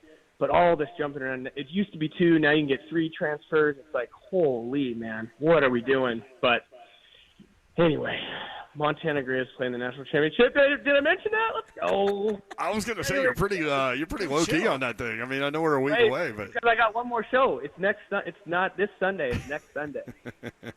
So I love it. All right. If I start getting hyped for that, it's going to be a long week, bro. I'm not going to have anything left. So I'm flying blind with the blood in the water pick. For those that don't know, Mark makes this blood in the water pick, and it's an upset winner outright. So a team that's an underdog winning outright. That's the nature of the blood in the water. I was not here last week, so I don't know how that turned out. Let the music cue you. Let's go! Oh, that a boy. That's my boy right there. Glad Joseph remembered. Hey, let's go. Hey, and I got some really great news for everyone tuning in. That means he won, by the way. We are now 6-8 on the year, which may not seem that good, whatever. But we are plus 200 for the year. If you put $100 or 10 or whatever, we're plus 200 on our bets this year. What does that mean? House money, baby! You know it's house money. It just gets different in your pocket. And not only that, Brent, you're going to love this. I called that the Ravens were going to beat the 49ers, but I also said that they were going to sack. Said they were going to have 5 sacks. They had 4 sacks and 5 turnovers. Yep. I was pretty proud of myself on that one. Anyway. In that game, I went plus the 6, and I went money line. Like, I doubled down on the Ravens on that deal. Let's go. Lamar, dude, is looking good. Those boys are looking nasty, that defense. Woo! Mark, before you say what your pick is, can I ask how many of those 8 losses are Titans games? Bro, here's the problem. I'm 1-5 betting on college games. 1-5. I have 2 Titans win and only 1 Titans loss. I jumped off, or maybe 2-2 with the Titans, but I jumped off the Titans early after they just did me wrong a couple. Here's another side note: you're 1-5 in college games. That one win was the Montana Grizzlies, Mark Mariani. No, against Montana State, baby. No, but here's the deal, you guys. Here's what happened today. All right. Here's what happened. It was like all this build-up and all this stuff happened, and the Texans came in and smacked us. And so I was talking to Will today over some coffee, Will Levis, and I said, hey, and mayonnaise, yeah. I said, hey, man, it's good to know these bookies. You know what they said is they said, you're going to go to Houston, and they said, well, congrats, because we're going to give you 4 points as well as you go on the road. And you know what he said to me, guys? We don't want them, baby! Plus 4! You can take that to the house, baby. Take it to the bank. Tennessee plays going into Houston on Sunday to exact some revenge for the nonsense they pulled at Nissan Stadium in the Love You Blues. I don't care what it takes. I don't care if I have to go play O-line. I don't care if Brent Doherty's suiting up at left tackle. Boy, you don't want that. We're going to get the job done. I want to see Tyjae Spears, Derrick Henry, the 2-headed monster. I want to see Traylon Burks have about 4 snags. D-Hop doing his thing in his return, and I gotta see our D-line getting after C.J. Stroud. I gotta see Harold Landry and RDC one or two more times each this year getting after him, and I liked the matchup 2 weeks ago. I loved us going into the game. I couldn't believe we got shut out the second half and all that. So I like them again this week, and I'll tell you what, there is blood in the water because we got some revenge on those Texans, man. So there you go. Take it to the bank. And house money, baby. Let's go. Well, you'll really be rolling if you get this one right, bro. Titans and Texans. Mariani goes Titans plus the 4. Doesn't need them. Money line winner. At Mark Mariani 80, give him a follow there. SoldByMariani.com. Check him out and what he's doing professionally there. Thank you, Mark. Good stuff, man. Love you, bro. Hey, you guys. Happy New Year. Merry Christmas, you guys. You guys take care. We'll see you on the other side. Drink some brown water. You know it. See you guys. There he goes, Mark Mariani. When we come back, we'll get back into that Titans-Texans matchup in some detail. What you got, Hunt? Do you know, and we'll have when we come back, Derrick Henry's last 3 performances at Energy Stadium? He mauls the Texans. That's why it was so weird, because I think 5 of his last 7 games overall against the Texans, I might be wrong on this stat, he's over 200 yards. Yeah. And so he didn't do well against the Texans in Nissan Stadium, but he's still got that streak rolling in Houston. Yeah, I'll have those numbers when we come back. Sounds good. Brent Doherty, Sammy Kincaid, and Joe Hunk in for Slay and Dawn Davenport. Appreciate you being with us. We can take your phone calls the rest of the way. We're going to talk Titans, Texans, some college football, the semifinal coming up. 615-737-1045.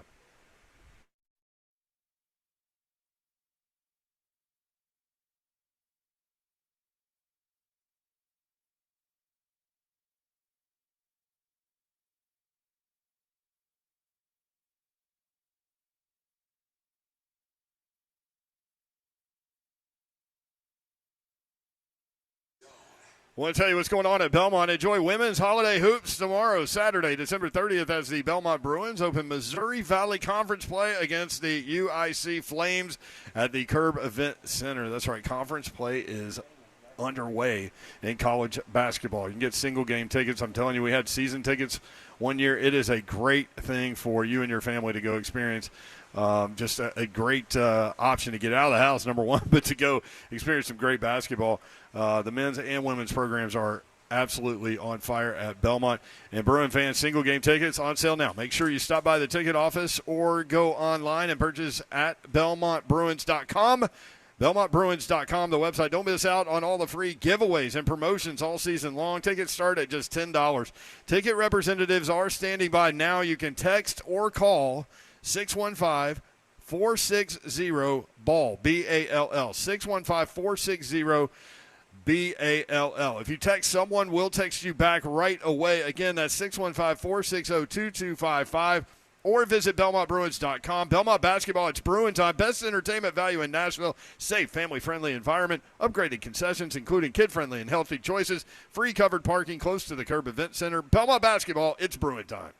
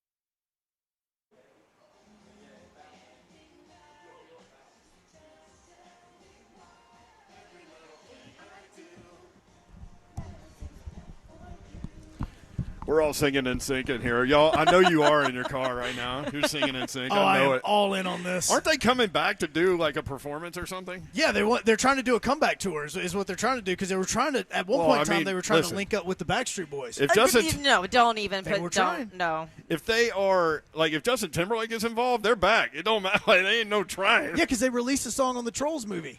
They just released a 'cause brand he's new in that single. movie, Yeah. Yeah, it says. But JT was getting some heat. And matter of fact, he had a video of him dancing, and they were giving him a hard time about his dance moves. I just looked up, just put NSYNC in Google, and the first thing that pops up is Lance Bass. It says that there's an NSYNC reunion being discussed. Yep. See, there you go. Lance Bass. Did either of you go to the NSYNC tour that was in Nissan Stadium? Actually, I did, and the thong song played before that. I was 10 years old at that concert. I'm not gonna tell you how old I was. Y'all acting like y'all going to this stuff. I didn't have the money to go to this stuff. What are you talking about? But every parent grabbed their child and covered their eyes so quickly. Who was the thong song guy? I forget. Cisco. Yeah, Cisco. Yeah, Cisco was up there doing his thing. I remember that. And there was about 100 women that walked across the stage. You guys need to understand, I didn't have Backstreet Boys or NSYNC money growing up. I had 98 Degrees money, okay? That's the only one I could afford was 98 Degrees. Quick 3HL fact, now that you guys have been on the show for like an entire show, Nick Carter has been on this show. No way. Twice. Yep. That's pretty cool. There you go. What was why was he on? I text him. Sorry, I didn't know how else to say that. No reason, really. He's a Tampa Bay Buccaneers fan, so when Tom Brady went there, I texted him. I was like, hey, man, come on. He used to live here. I like how I was about to say. I like how you just casually throw that out. I didn't mean to. I was just like, I caught myself in that flex right there. He's like, what do I say? I sound like such a DB right there.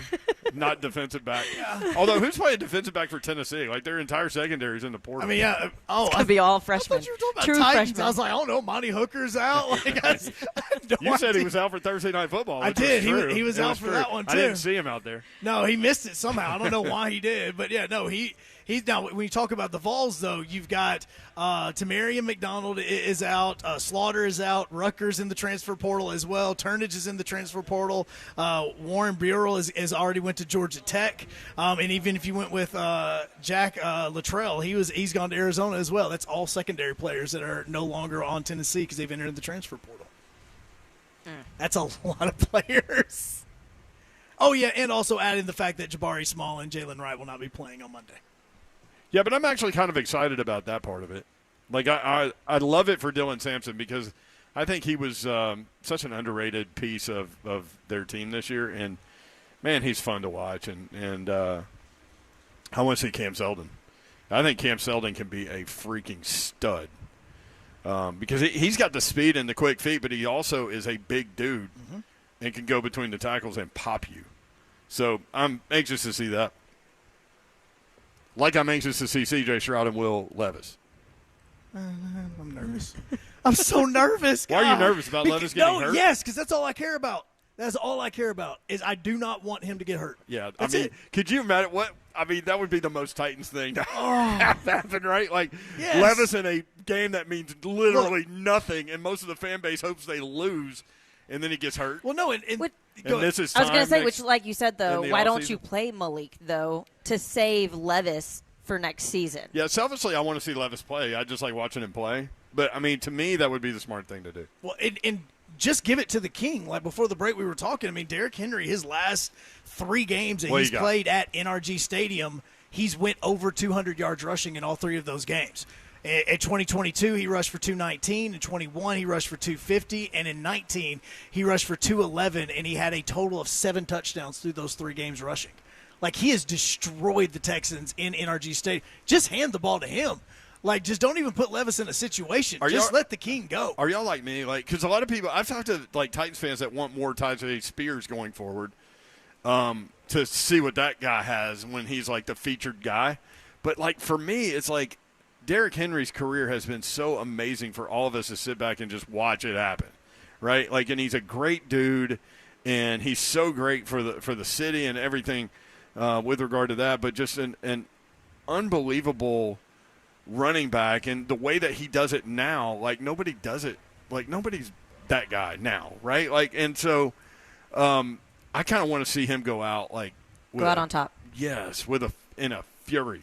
Yeah, I think and Sammy, I don't know about you, but the two teams he plays the best against are the two teams they have left. Absolutely, and I think that the only maybe running back you could compare him to would be like a Nick Chubb or Josh Jacobs, but neither one of them have had those seasons this year. But he's bigger than them, and he's bigger than they are. But the thing is, the Texans had an answer for him a couple weeks ago. Yeah, they did. So will he be able to get going? I would love, you're saying, for him to go out on top. I hope so. But then you ask that big picture question, which is why he won't be back next year, in my opinion. Well, and it's because every single time he is on that field, they do exactly like what the Dolphins did. Again, I'm all into Hard Knocks this year. The in-season Hard Knocks is absolutely amazing. But during the Dolphins game, McDonald stood up in front of the team and said, our job on Monday night is to stop 22. That's all we care about. We stop 22. And that is it, because if you don't stop him, he will put you on a poster. He will make you go viral. And that's what the Texans did. Every single time Derrick Henry is on this field, he gets 8 in the box. They will focus on stopping him. You know what's interesting about that, though? Yeah. Like the last few games, the 8 in the box thing has gone away. Mm-hmm. Because people think that they can defend him straight up now. And they've been able to for the most part. We talked about, the King had a great day. He had 88 yards. That's – our definition of a great day for the King has changed, right? Mm-hmm. Well, yeah, because of the fact that we haven't seen him do anything this season. Goal line situations. 3 100-yard games? Yeah, early. He has not had those breakout games. We have not seen the run like what we saw against Seattle in 21. The longest run's a 63-yarder, and that's one that Coach Sell pointed to where he thought that in the past Henry would have broken free and scored on that. And in fact, right now, Derrick Henry actually isn't even number one in the NFL for 8+ players in the box. It's actually Christian McCaffrey. Derrick Henry's number 2 because McCaffrey's faced 36% of his runs have been at 8 in the box. Yeah, that's what I'm saying. People are just 35. Defending him, and that makes it harder to throw the ball, especially with that offensive line. But that's another part of it. You don't have to blitz. So, we'll talk more about that. What do you want to see? You want to see more Spears? You want to see King go out on top? With huge games and lots of carries. 615-737-1045. Brent Doherty, Sammy Kincaid, and Big Joe Punk. Punk. Hi. Yeah, Joe Punk. I accidentally called him Joe Between Punk. Mary Annie going, who? Brent, you by yourself? You have nobody up there today, do you? Joe Punk might stick, too. That's one of those unfortunate slips that might stick. All right, more 3HL. Next was broadcast live from Cedar Creek Marina at the brand-new Scoreboard Bar and Grill. 3HL 104.5 The Zone.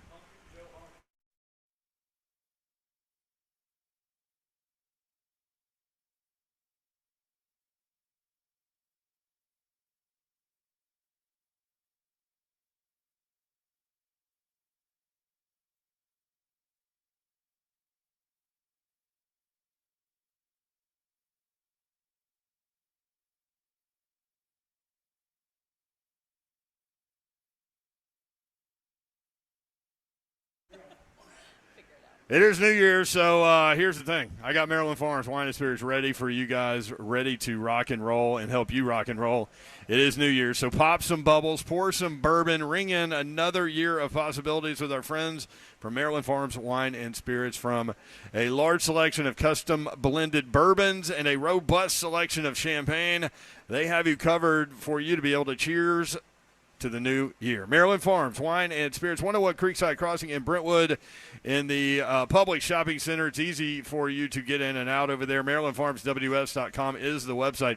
They are open Monday through Saturday, 9 a.m. until 9 p.m. Closed on Sundays. Maryland Farms Wine and Spirits, locally owned and serving Brentwood for more than 18 years. My guy Jason and his crew ready to help you out with your New Year's Eve plans. They can stock you up. Maryland Farms Wine and Spirits, 101 Creekside Crossing in Brentwood by the Publix. MarylandFarmsWS.com.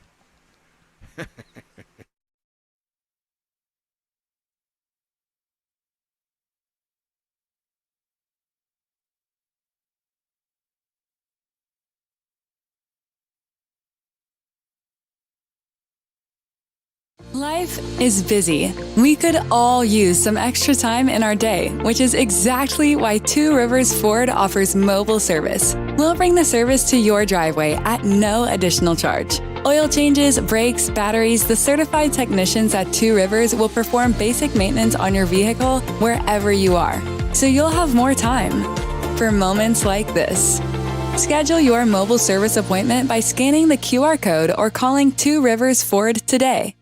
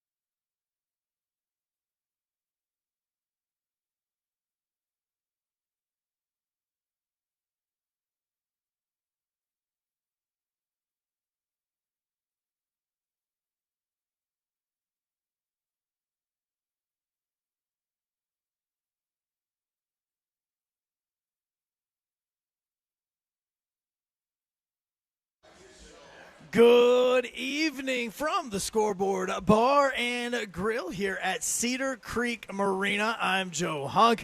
As Titans and Texans, final injury report is out, and it's something that Titans fans are not used to. They're in Week 16, and everybody's eligible and ready to go, which is kind of crazy. The only person that has a designation is out on the injury report is Caleb Farley, and he's really not even on the active roster as we speak.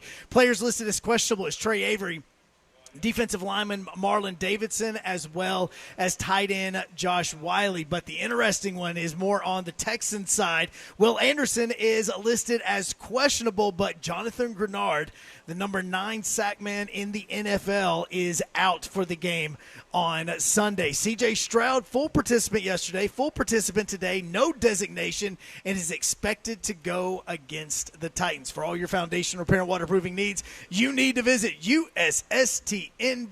Breaking news at once on your home for the Vols, the flagship station for your Tennessee Titans, as well as home to 3HL. This is 104.5 The Zone.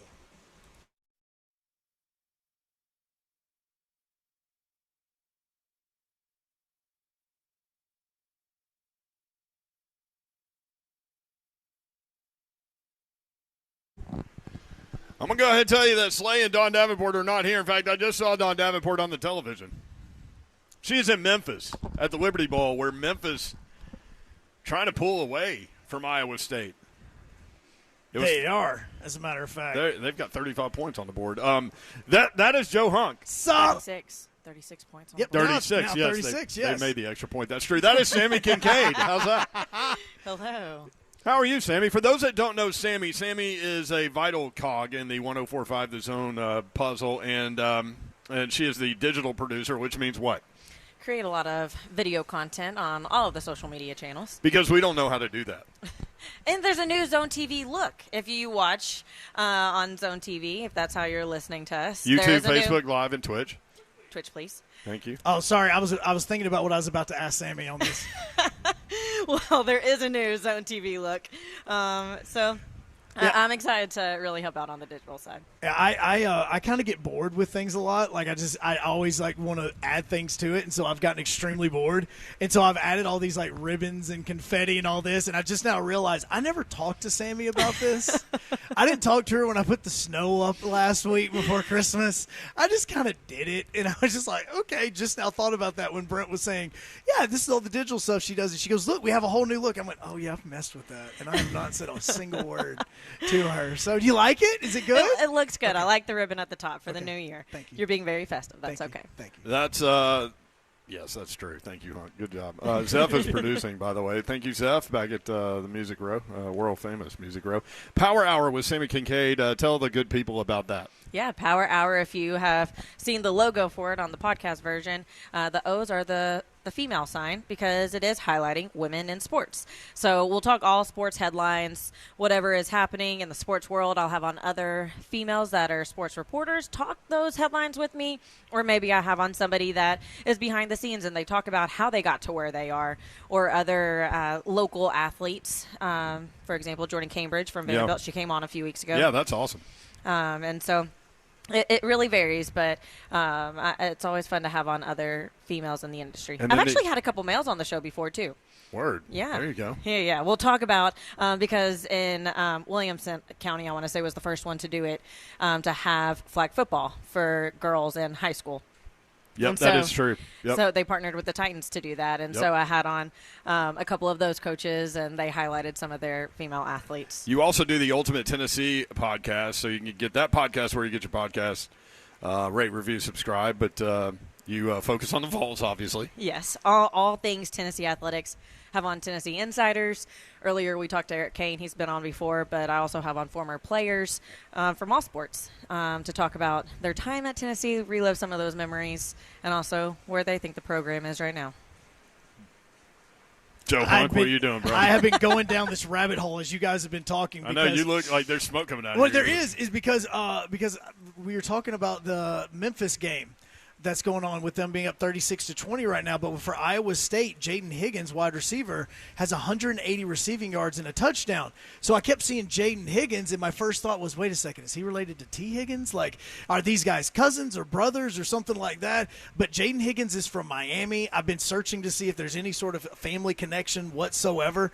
And so there's not, because I thought, okay, that'd be kind of a cool Tennessee connection if Jaden Higgins was also from here. So, yes, that's what, as you guys were talking, my ADHD kicked in, and I started going down a rabbit hole. Yeah, you and I do that. I go down the Google machine all the time. I was already on his Instagram. I was checking out his Iowa State bio. I was checking out everything just to see if he was connected or related to T. Higgins. 3HL, presented by Spring Hill Heating and Cooling, SpringHillAC.com. You can watch the show, as Sammy mentioned, on Facebook Live, Twitter, and Twitch. Twitch, please. And Facebook Live.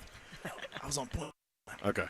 Broadcasting live from Cedar Creek Marina, the new Scoreboard Bar and Grill, and we'll be here until 6 o'clock, and you can come by and win New Year's Eve coming up, obviously, and if you're looking for something to do, they've got you covered. Bring in the new year with a victory at Scoreboard, Cedar Creek. Come by today while we broadcast live until 6 o'clock. You can score big by winning Scoreboard's Ultimate New Year's Eve package. The prize includes fantastic food and drink package on New Year's Eve, and to kick off 2024, a Bloody Mary package on New Year's Day. Entering is easy. Swing by Scoreboard Cedar Creek while we are here today at until 6 o'clock. Sign up and secure your chance to celebrate big. Scoreboard Cedar Creek, your New Year's Eve destination. How about Joe Flacco, man? Old AF. Old and firing that football. Sad because I've never been able to say this. Everybody's saying Joe Flacco's old, and I'm older than he is. Joe Flacco's only 38 years old, and I'm 39. He's going to be 39 in 3 weeks. 3 weeks. Is. And he came out of retirement. He was sitting on the couch. He comes out, and honestly, like, this man is going to lead them at least to the playoffs because they just clinched that one. Mm-hmm. But there's a real possibility with him in this offense that this is very much like the Tennessee Titans of 2021. If you see how many players the Browns have on IR and they have that have been out because of injuries, their number one running back, we just mentioned Chubb a few minutes ago, he is out of this as well. Cooper didn't even play last night because of his injury. In fact, Joe Flacco talked about it after the game. He says, "Yeah, so I was throwing to Cooper and I just threw him a ball, and then he walked off the field, and I was just like, so is he not playing? Like, is that his indication that he's not playing?" They had 34 points at halftime. Yes. Like, they are rolling. They've won 4 games in a row, and it's crazy because Flacco has become the first Browns quarterback to go over 300 yards passing and 2 touchdowns in 4 straight games. I mean, it's absolutely crazy what this guy is doing. He's got the most yards passing for him. He's only played in 5 games, but most yards passing for him since 2019. Mm-hmm. When his last season with the Broncos. Does this give hope to Ryan Tannehill as he looks for a team next year? Seriously. Hey, man, look at that dude. He's older than me. Think about how many quarterbacks are looking at Flacco's like, I got this now. I can do this. Well, my next question to you is going to be, are you ready to come off of coaching the baby Titans on Wednesday nights? And because you just mentioned you're about the same age as him. Are you ready? Well, actually, I've been doing a lot. My play calling's been apparently better than what the Titans have been dealing with lately. So if I don't know, man, your route trees are crazy to me. They've gotten He'll better. be at the line of scrimmage. He'll be like, D-Hop's going to run a go route. And, like, he'll just go through. Oh, yeah, I'll go through the whole thing. It's not like they can hear me. So I'm just, like, going through the whole thing. I'm like, all right, look, we got 2 high coverage right now. So we got my slot guy is going to be doing a post route. So I'm going, all right, so if he's able to split them, if I'm able to do a pump fake, I can do that. See, there's a lot of thought going There's a ton of thought going into this now from what I'm doing. So if Titans you're need ready me to this read weekend, any defense that they need to do. If Titans need me, I'm available. I am. I'm doing well now. Dude, I can't even I'm scoring 40 points a game. I can't say anything. You may get the nod for OC, man. A lot of people upset, obviously. I'm available. What do you guys want to see out of Nico on Monday? For him to read a defense. Yeah. I mean, it's going to be tough because you're going up against one of the best defenses in the country. And so in terms of opt-outs, I think there's only one significant player opting out off of their defense. So you're going to get the Iowa D. And just making sure that take care of the ball.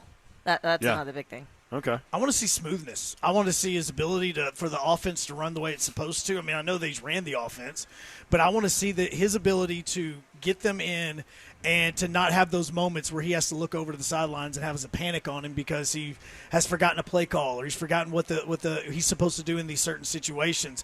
You know, because as much as I've even said at the beginning of the show that this is kind of like a spring game to me because you're playing so many young guys, you know, there is that hype. There is that nervousness. It isn't no longer, oh, you're playing because Joe Milton is injured this game or anything. Like, you are now the guy. Like, everybody says this is your first game of the Nico dynasty going in. There's going to be hype. He's going to have nerves. I want to see how he handles that in the beginning to go into this where he's running the offense and doing this against a fantastic defense like you guys have talked about, because we joke about the offense not scoring 10 and 15 points. His defense doesn't give up 10 or 15 points. For me, too, I think you guys both made a good point. Like, he has had some experience, but it's a whole totally different thing when you go into a game week and put together a game plan and go through the pregame process knowing that you're the guy and the pregame warm-ups and all that. Then the formatics of it, getting in and out of the huddle, getting the right play called, and all of those little things I think will be interesting. And I'm glad that they're playing Iowa, honestly, because I want him to see a defense like that. And then get that to carry over and springboard into next year. And I'm glad he's playing a team that's not opting out. Like, so many teams and so many, like, even with the Music City Bowl going on right now, we're like, how many of these players are opting out and not playing?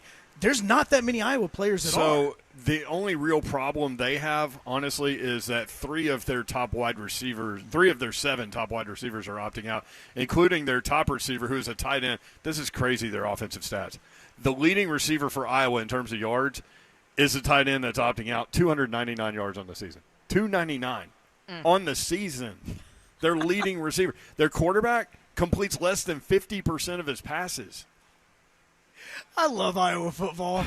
I hate it with a passion, to be honest. That with Iowa-Nebraska game? Oh, my heavens. And they kept showing the two guys in the crowd, and they were wearing T-shirts that said punt. Yes. And every time there was a punt, they would go crazy. Like, how is this man still a head coach in college football? This team is awful. I love it. And he's been the head coach at Iowa since like 98 or 99. And the team is not, they go to the Big Ten championship, they do it, but at the same time, we don't expect them to actually do stuff in these games. Brent Doherty, Sammy Kincaid, Joe Hunk with you, 615-737-1045. This is 3HL. Pastor T in Lebanon. Pastor T, what's up? Pastor P. P is in Phil. That's all right. Yep. This question is for Sammy. This question is for Sammy Kincaid because I am her pastor, and obviously she's the smartest person on the radio today. So that's that's without a doubt. No truer words have ever been said.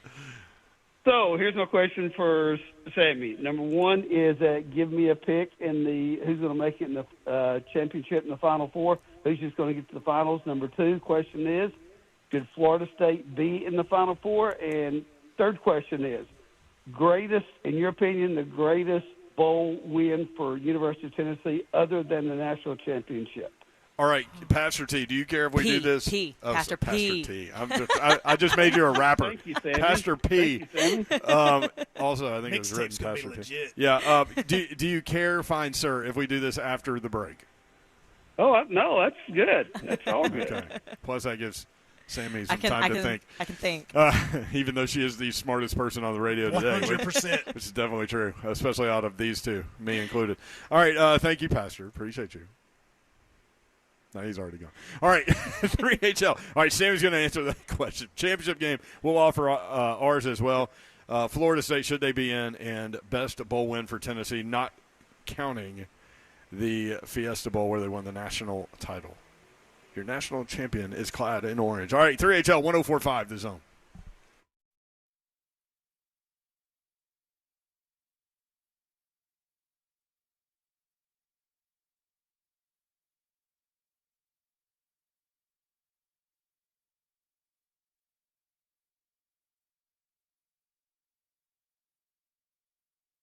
Were you forced into a nosebleed mortgage rate in the past year? Ooh, Loan Pronto feels you, and they're here to rescue you. If your mortgage rate is over 7, now is a great time to call Loan Pronto because they can help you with their zero-cost refi, cut your house payment by hundreds of dollars, and you can even do it with zero closing costs, no appraisal. Rates have actually gone down to the lowest point in nearly 12 months. So, time to say goodbye to your bad loan you got stuck with. Loan Pronto has APRs with fixed rates in the 5s right now. So don't live with that record high a day longer. Lock in your lower rate. Virtually no paperwork, no cost involved. Call Loan Pronto. See how much lower you can get your house payment. A free 30-second quote from Loan Pronto at 615-499-5780. That's loanpronto.com at 615-499-5780. Loan Pronto Equal Housing Lender, NMLS 1661781, subject to lender approval.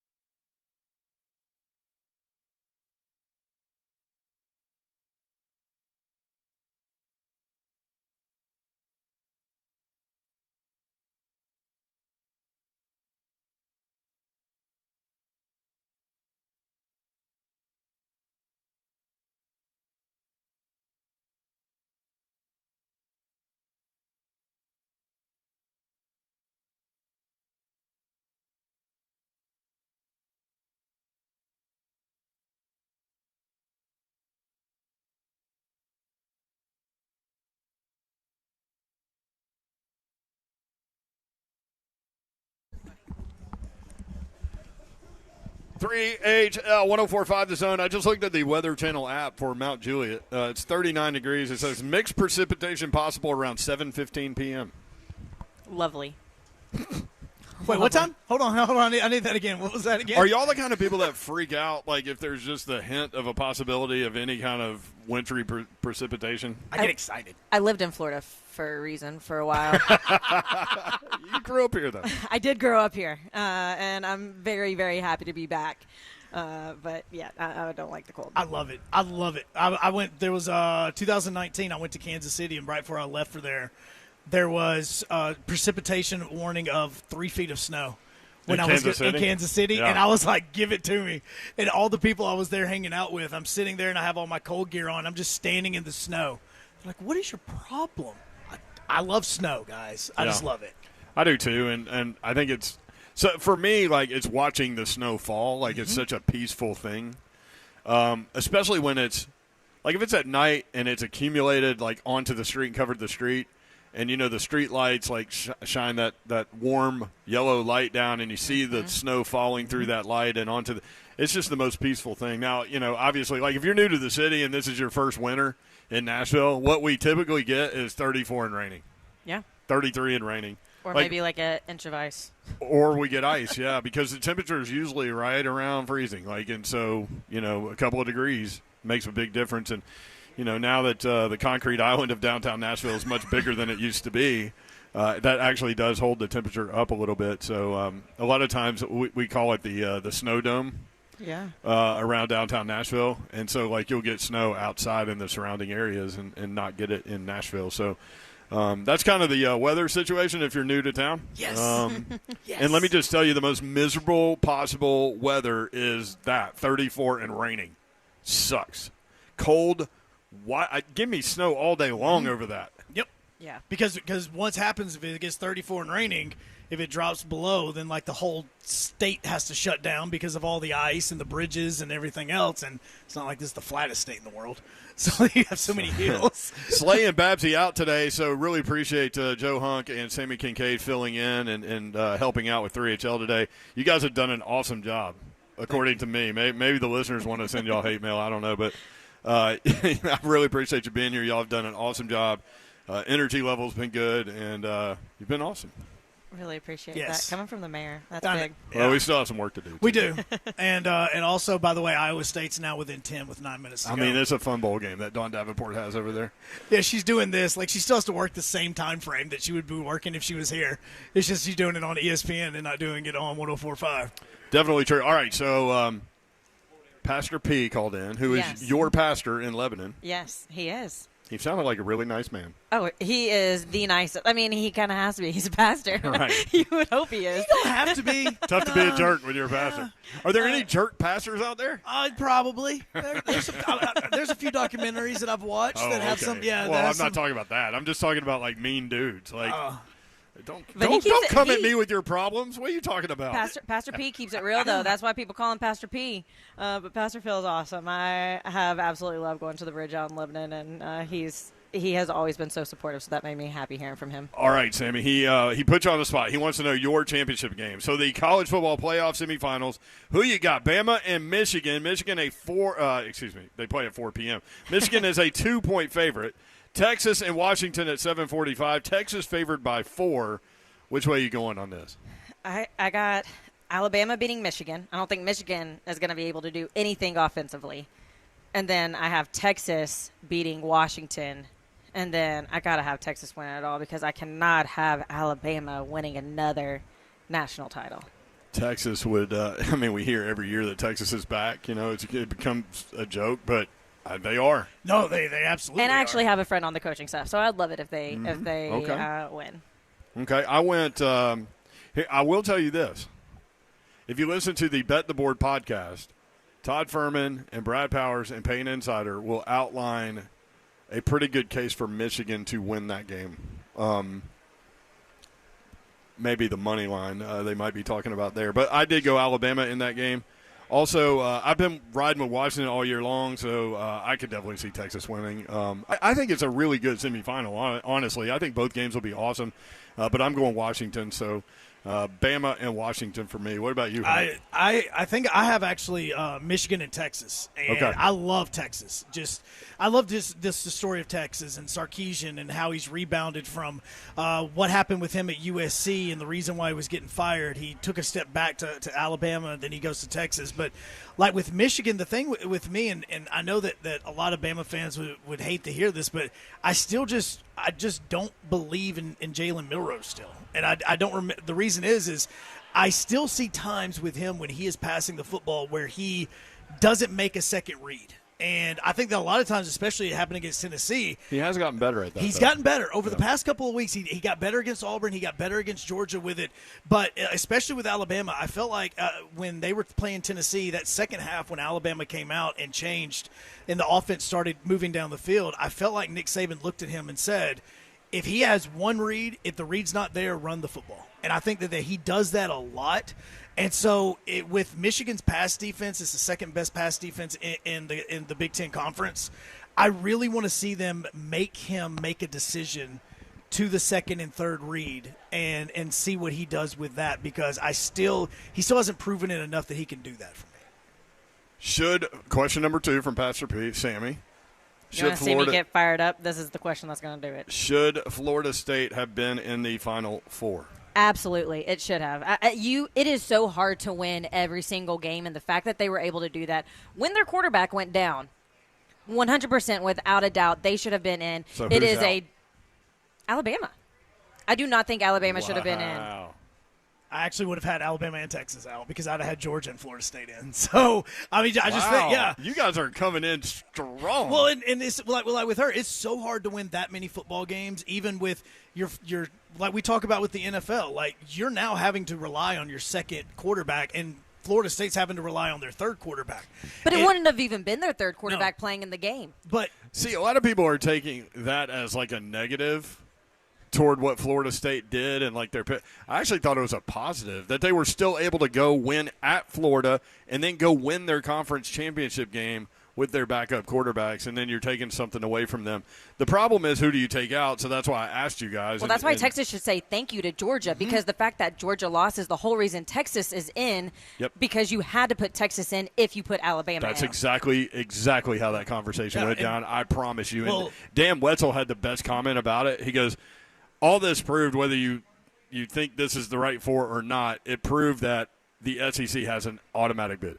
Yeah. And Heather Dinich did an article, and no matter what your opinion is of her, she talked to people that was in that room whenever they made the decision, and they said, yes, it came down to, we all agreed that if we put Alabama in, we had to honor the fact that Texas did beat Alabama at some point earlier in that season, and Texas had to be in as well. So for Alabama getting in, that meant that Georgia was eliminated, which then in turn had to eliminate Florida State on that. So if Georgia gets in, then Florida State gets in. It all came down to the fact that the committee actually honored the fact that these two teams played head-to-head. Yeah, no, absolutely. And it's just frustrating because I mentioned earlier, being at UCF, you have the 2017 season, go undefeated, and it is in the NCAA record book that they are national champs with Alabama for that season. But then you go again undefeated in the regular season, and Mackenzie Milton goes down in that USF game, and Josh Heupel, head coach at the time at UCF, he said that's whenever he learned you cannot rely so heavily on just one player, because then the identity of that entire team was that one player, which I think is what happened at Florida State. The hype around the quarterback position, and then that goes away, and then it's, who else is left on the team? But a team doesn't win a game based off of one player. It was that entire team winning all of those games. Well, it wasn't like Louisville was a bad football team when Florida State beat them in the ACC championship. They were top 15 in the country. It's like, they weren't a bad football team. And then UCF, even that season, in the 2018 season, they go on to win with the backup quarterback the AAC championship game. And then they go on to play LSU, which, yes, they lose by a touchdown to LSU, but that was a lot closer game than a lot of people want to say. And then LSU goes on the next season to be national champs. That was a really good LSU team that UCF went up against. And so I 100% think, that's why I think I'm so passionate about this, because I watched it. Yeah. I was there firsthand watching it on staff, a team not getting the chance. And so the fact that it happened to a Power 5 team is just mind-boggling. So Florida State now is trying to put out there that, like, if there are no undefeated teams after this playoff, then they should win the national championship, which I think is awesome. Always find an angle and milk it. Your guys did it at Central Florida for sure. Danny White was so quick. As soon as the game was over, 13-0, national champs. Yep. Boy, that got a huge reaction, which is what you want. You want people talking about you, good or bad. We knew that going into that game that they were going to win it. Like, I mean, again, at the time I was covering Auburn. So, I mean, like, I knew going into that game after they lost the SEC championship, they went, this is another game. We're going in here. It's a 10 a.m. kick. Nobody on Auburn cared. Kerryon Johnson was off the team. Auburn was up at half, though. Yeah, but the amount of text messages I got, you thought that you could compete, and the amount of text messages I got. Never text early, man.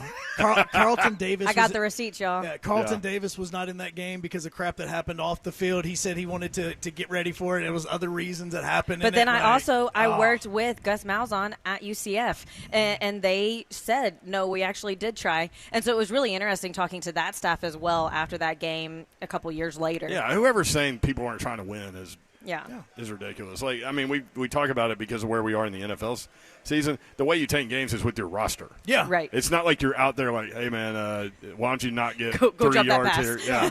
Let's take 2 yard loss on this one. If the Titans really wanted to tank, they wouldn't be doing it with Will Levis and Derrick Henry. They would say, all right, well, we're going to go with Malik. And is Hassan Haskins still on the team? Like, do we have him anymore? Like, let's put him out there and run the football with him. Like, that's how we lose this game. Like, D-Hop, I know you're close to 1,000. We're not going to play with you either.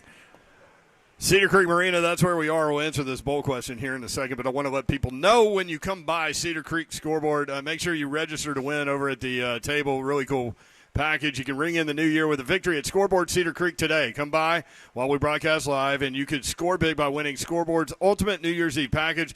This prize includes fantastic food and drink package on New Year's Eve, and to kick off 2024, a Bloody Mary package on New Year's Day. Entering is easy. Swing by Scoreboard Cedar Creek while we're here today. Sign up and secure your chance to celebrate big. Scoreboard Cedar Creek, your New Year's Eve destination. Ecky Bop is at the table. There's a couple guys right there that need to sign up. Ecky Bop.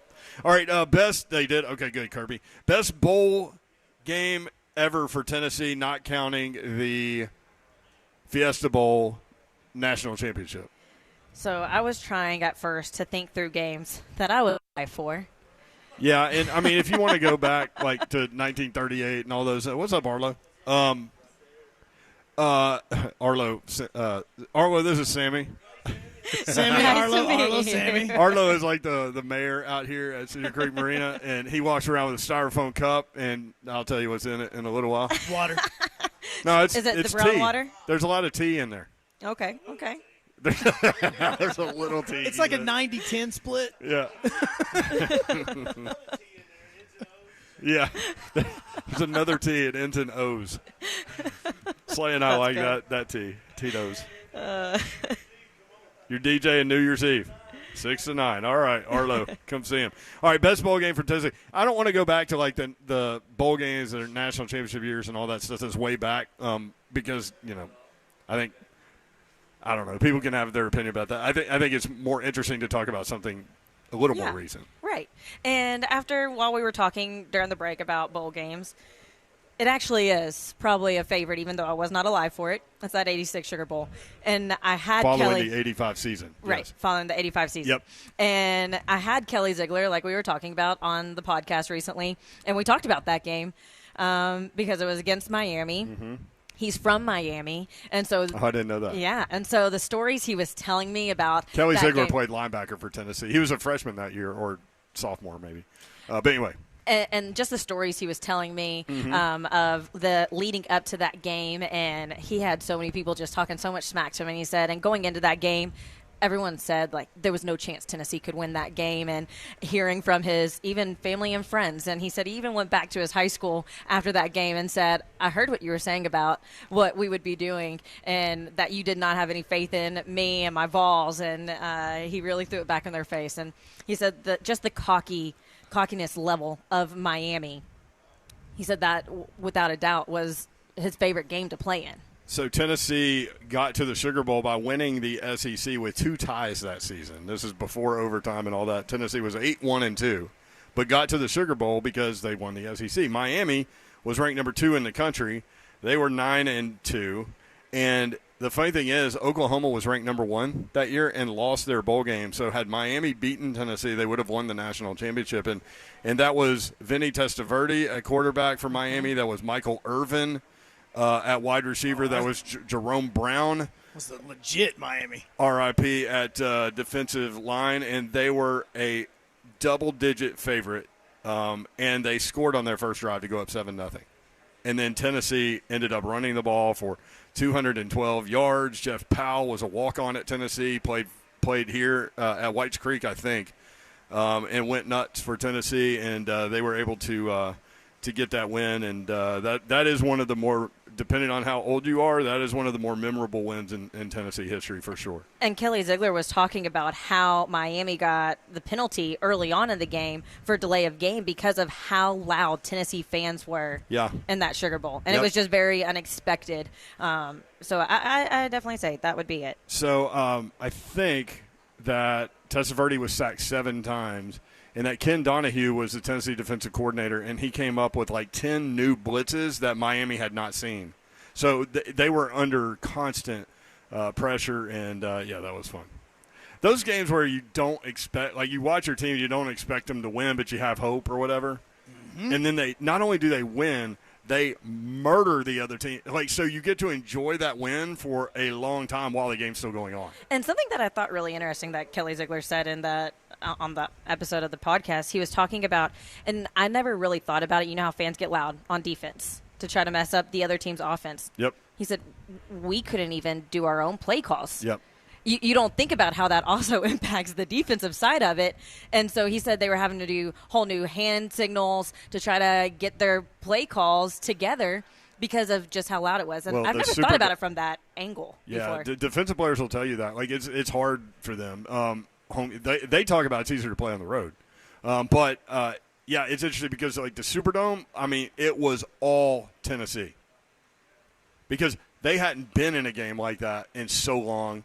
And Miami was doing it every year. I mean, Kirby's right. They were in the middle of and Hunt said it, in the middle of their run. Mm-hmm. And so, I mean, it was all orange and white, Tennessee orange and white in that building. And, that was a fun one. Good one. I agree with you 100% on that. I'm going to take you guys back to a bowl game that I know everybody remembers vividly. That is 1931.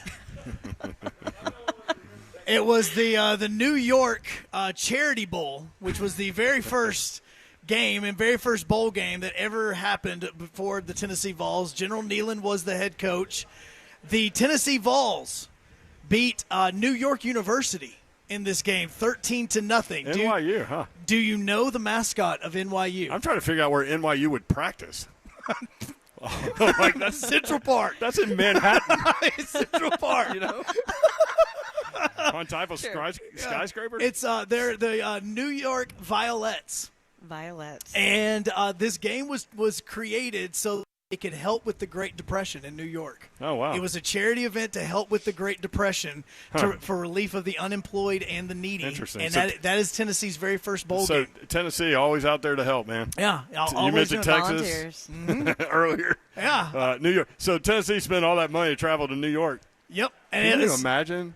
Like, the players on that team in 1939, they had probably been out 31. of their – Well, 1931. Yeah. They haven't been out of their state except to play football. No. There's no way they've been in New York, any of them. No, as a matter of fact, Tennessee was still a member of the Southern Conference then. Yeah. And they had the entire season. They only had one game that was not a win. Do you know what that was? That was a tie to Kentucky. 6-6 tie before they went and played against New York University. Because that's what you want to go do after you tie against Kentucky is go play New York University in Yankee Stadium. Yeah, games were played a little differently back then, huh?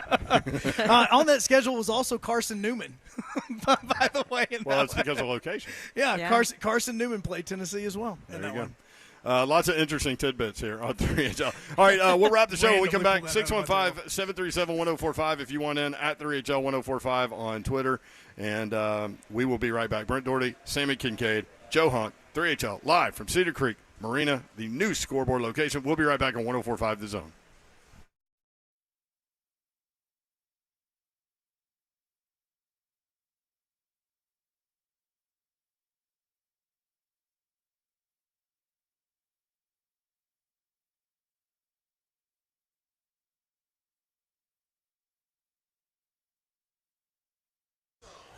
Kirby said he remembered that 31 game. It's there. Said he was in the 3rd grade. Gupton Dodge Chrysler Jeep Ram. If you need a new vehicle, by all means, go see my guys. And it's that time of year. Start the new year with a new vehicle. I know you just dumped a bunch of money on Christmas gifts and things like that. Now you need to take care of yourself. Get that next new vehicle. Whether you're looking for something more reliable, something with less of a payment, maybe something bigger, they've got you covered no matter what you need. Make sure you go tell the guys at Gupton Dodge Chrysler Jeep Ram, and they'll get you rolling in the vehicle that is right for you. That is their goal, to get you in the vehicle that's right for you. No pressure at all. When you see them, go take a test drive. Go inside. They will help make the numbers work, and it'll be that easy. 24 West toward Clarksville, exit 35, and a straight shot into the best vehicle buying experience you've ever had. 3450 Tom Austin Highway in beautiful Springfield, Tennessee. Just 30 minutes from downtown Nashville. You check them out online. GuptonMotors.com is the website. That's GuptonMotors.com. All the dealership information is there. All the inventory is there as well. Start the new year with a new ride. Gupton Dodge Chrysler Jeep Ram.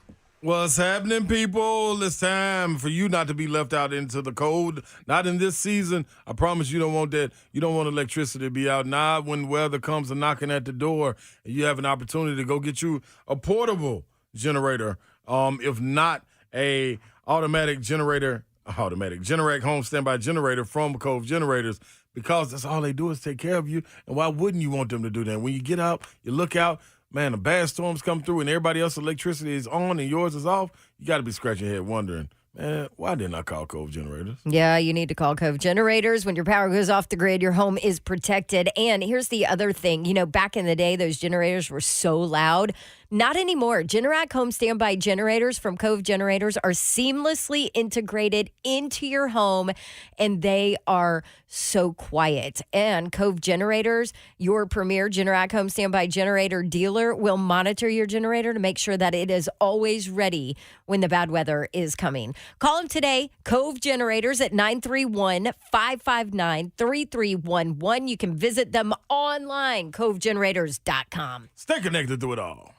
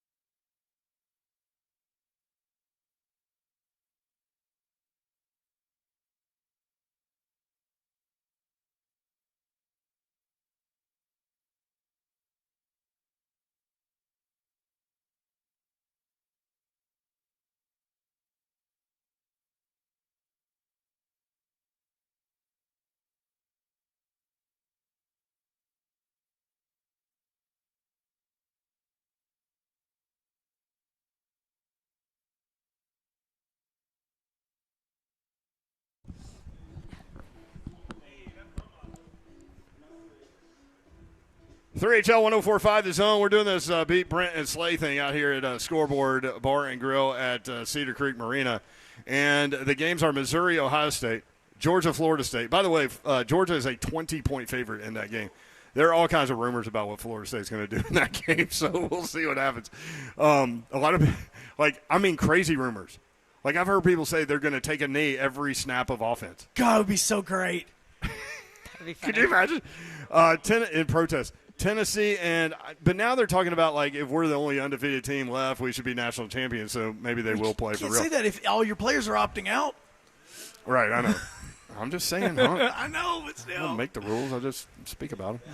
Tennessee and Iowa, Alabama, Michigan, Texas, Washington, Dolphins at Ravens, Titans, and Texans. Last week, I was not here, so it was up to Slay and Dawn, and they did not win. Usually we like to combine our scores because when we do, we win. Christine Powell won. She had 6 correct. So she won a $250 prize pack from Scoreboard Bar and Grill. Slay Dog had 5 correct, so he was just off. I mean, one Can he away. win? I mean, yeah, I won once. I got them all right once. And then one time I got none of them right. Do you know how hard it is to not get any right and just picking winners and Let's losers? go back to our Florida State conversation. Yeah. Do you know how hard it is to win everything? Yeah. Me and Slay get messed up because there are no point spreads here. It's just winners. They're like, wait. I don't know. Just straight up, if every line is a push, just let us know. It's like the new math. I don't know what it is. I can't do it. So Slay had 5. He almost got there, but Dawn had 3. But according to Eggy Bop, she didn't pick one game because she was working that game. And I'm like, what? You can pick the game. Nobody's going to know. She did go Kirk Herbstreit on that. She did say, look, I'm doing this game. I have insider information. I can't pick this one. I do remember that now that I think about it. She can't win anything. To your point, she can't win anything. But together they got 8, so take that, Christine. Yeah. 2-on-1. It's like a handicap match up here. Hey, what kind of winner you got rolling for this New Year's Eve bash? All right, so we have a lot of our people that signed up are upstairs. So I'm going to make sure I say this loudly enough for everybody. Should I say what the prize is? Yeah, that would be something because it's for New Year's Eve. Yeah, this prize includes a fantastic food and drink package. If you didn't get here, that's on you. On New Year's Eve, and to kick off 2024, a Bloody Mary package on New Year's Day. So that's thanks to our friends at Scoreboard. And our winner of that package is Maggie Wee. Seriously, Maggie Wee. Does she play LPGA golf? Yes. This is her other job, is hanging out with us at Scoreboard and doing that. So congratulations. She's not Michelle Wee. No. But I see now that Courtney, our girl from Scoreboard, is talking to Maggie Wee right now. Why you gotta do that, man? Because it's the way it's spelled. Well, that makes me feel uncomfortable. Wee! I'm like that little pig that's hanging outside the window. Wee! With his little pinwheel? Yes. This is how you know he has multiple little kids. Oh, absolutely. I'm telling you right now. And yet I still took one of them to see Iron Claw this weekend. I was going to say, dumb. he already had his kid watch Halloween. I don't know. My son woke up one night in the middle of the night, and he goes, Daddy, I think the guy with the ghost face is outside my door. The ghost face. No. Like, no, he's not, son. I promise you. He's good. Well, how do you know? I'm like, he's not. But he just pops up on them in the movie. Yeah. I'm sorry. It's my fault. It is your fault. Everything's your fault. You scarred him. I did. I've totally screwed All right, let's do this before we get out of here. Let's go to Larry and Brentwood up next on 3HL. Larry, what's up, man? Y'all doing well? Yeah. I'm kind of tuning in a little bit late, but I just wanted to quickly just say regarding Tennessee Bowl games, I don't know if anybody's mentioned this one, but we've been to a bunch of them over the last 30 years. But one of my all-time favorites was the 1990 Cotton Bowl against Arkansas. Yeah, following the 89 season, Chuck Webb went nuts in that game, over 200 he yards. Went crazy. They could not stop him. I think he rushed for 290-some yards, something crazy. It was amazing, but it was a lot of fun. Arkansas obviously had not joined the SEC yet, and it's a really, really good game, but Tennessee held on and win. That was a classic. Yeah, so Quinn Grovey was the quarterback for Arkansas in that game, and he was a really good college football player. The running back was Barry Word, who played a long time in the NFL. That's phenomenal. Tennessee blew them out, too. I think Anthony Morgan had a deep touchdown. But, yeah, that's a good one. Chuck Webb had 250 yards rushing in that game. And it was like there weren't a lot of carries either. Like, he had a bunch of explosives. Like, he had, like, lots of like maybe 3 long touchdown runs. I'm trying to do this. You trying to make your picks now? Yeah. See, I just went hard. went first initial thoughts on that because like the Missouri and Ohio State, like with a lot of these bowl games, I just go with who wants to be there more. Like Memphis just beat Iowa State. Again, Auburn. I'm telling you, who wants to be there more. I might get 0 on this, Ecky Bob. You can take it. Like Memphis was playing in the Liberty Bowl in front of their home fans. Like they were wanting to win that game. Did they? I can't see. Yeah, they won 36-26 in that. Matter of fact, Dawn was just on TV. As a matter of fact, she's talking right now to the quarterback as we speak. Hi, Babsy. Yeah. How's it going, Dawn? We should text her right now. Can you wave to the crowd because we're sitting here looking at you? Yeah, we're at Scoreboard. Everybody's watching you. Yeah, I mean, so it goes out. So like Missouri and Ohio State. Ohio State makes the most sense, but Missouri actually wants to be there where Ohio State doesn't. So that's definitely true. That's the reason why I went Missouri on that. I could get 0 on this. There is something to be said for that. That is for sure. So Arlo, who you just met, and we kind of reintroduced to the audience a minute ago, he texted me last week before I wasn't going to be here on Friday. Dawn was going to be here, and she hadn't been here before. And so Arlo said, I'll have Dawn a styrofoam cup ready. And I said, LOL. And he goes, what kind of wine goes best in styrofoam, red or white? And I said, Maomi Pinot. And he goes, is that a disease? Go to the doctor for that thing. She loves some Maomi Pinot. It's a solid choice, and that's usually the one at restaurants. So, is that what you get? Yeah, I mean it's good. I mean, especially like if you're looking for something of value. I mean, you can go out there and get Camus or something, or you can spend $20 on a bottle of Maomi. Don't forget, by the way, I know Titans play on Sunday, but Monday Vols pregame begins at 10 a.m. Thank you. Kickoff at noon. There will be no 3HL that day. What's coming up next, huh? That would be the 3HL after party brought to you by Awaken 180. So you guys can listen to yourselves when you leave here. As I roll home. As I go to Vanderbilt. Good job co-hosting 3HL today. Thank you very much. I appreciate you inviting me. That's appreciate that. And Sammy, great job. Thank you for being here. Thank you. Sammy Kincaid, check her out. We'll be back at it on Tuesday. A lot's going to happen between now and then. Hey, y'all, be safe on New Year's Eve. Don't do crazy things, or not too crazy. And we'll be back at it. Love y'all. Good night. God bless. Peace. See you. Wouldn't want to be here.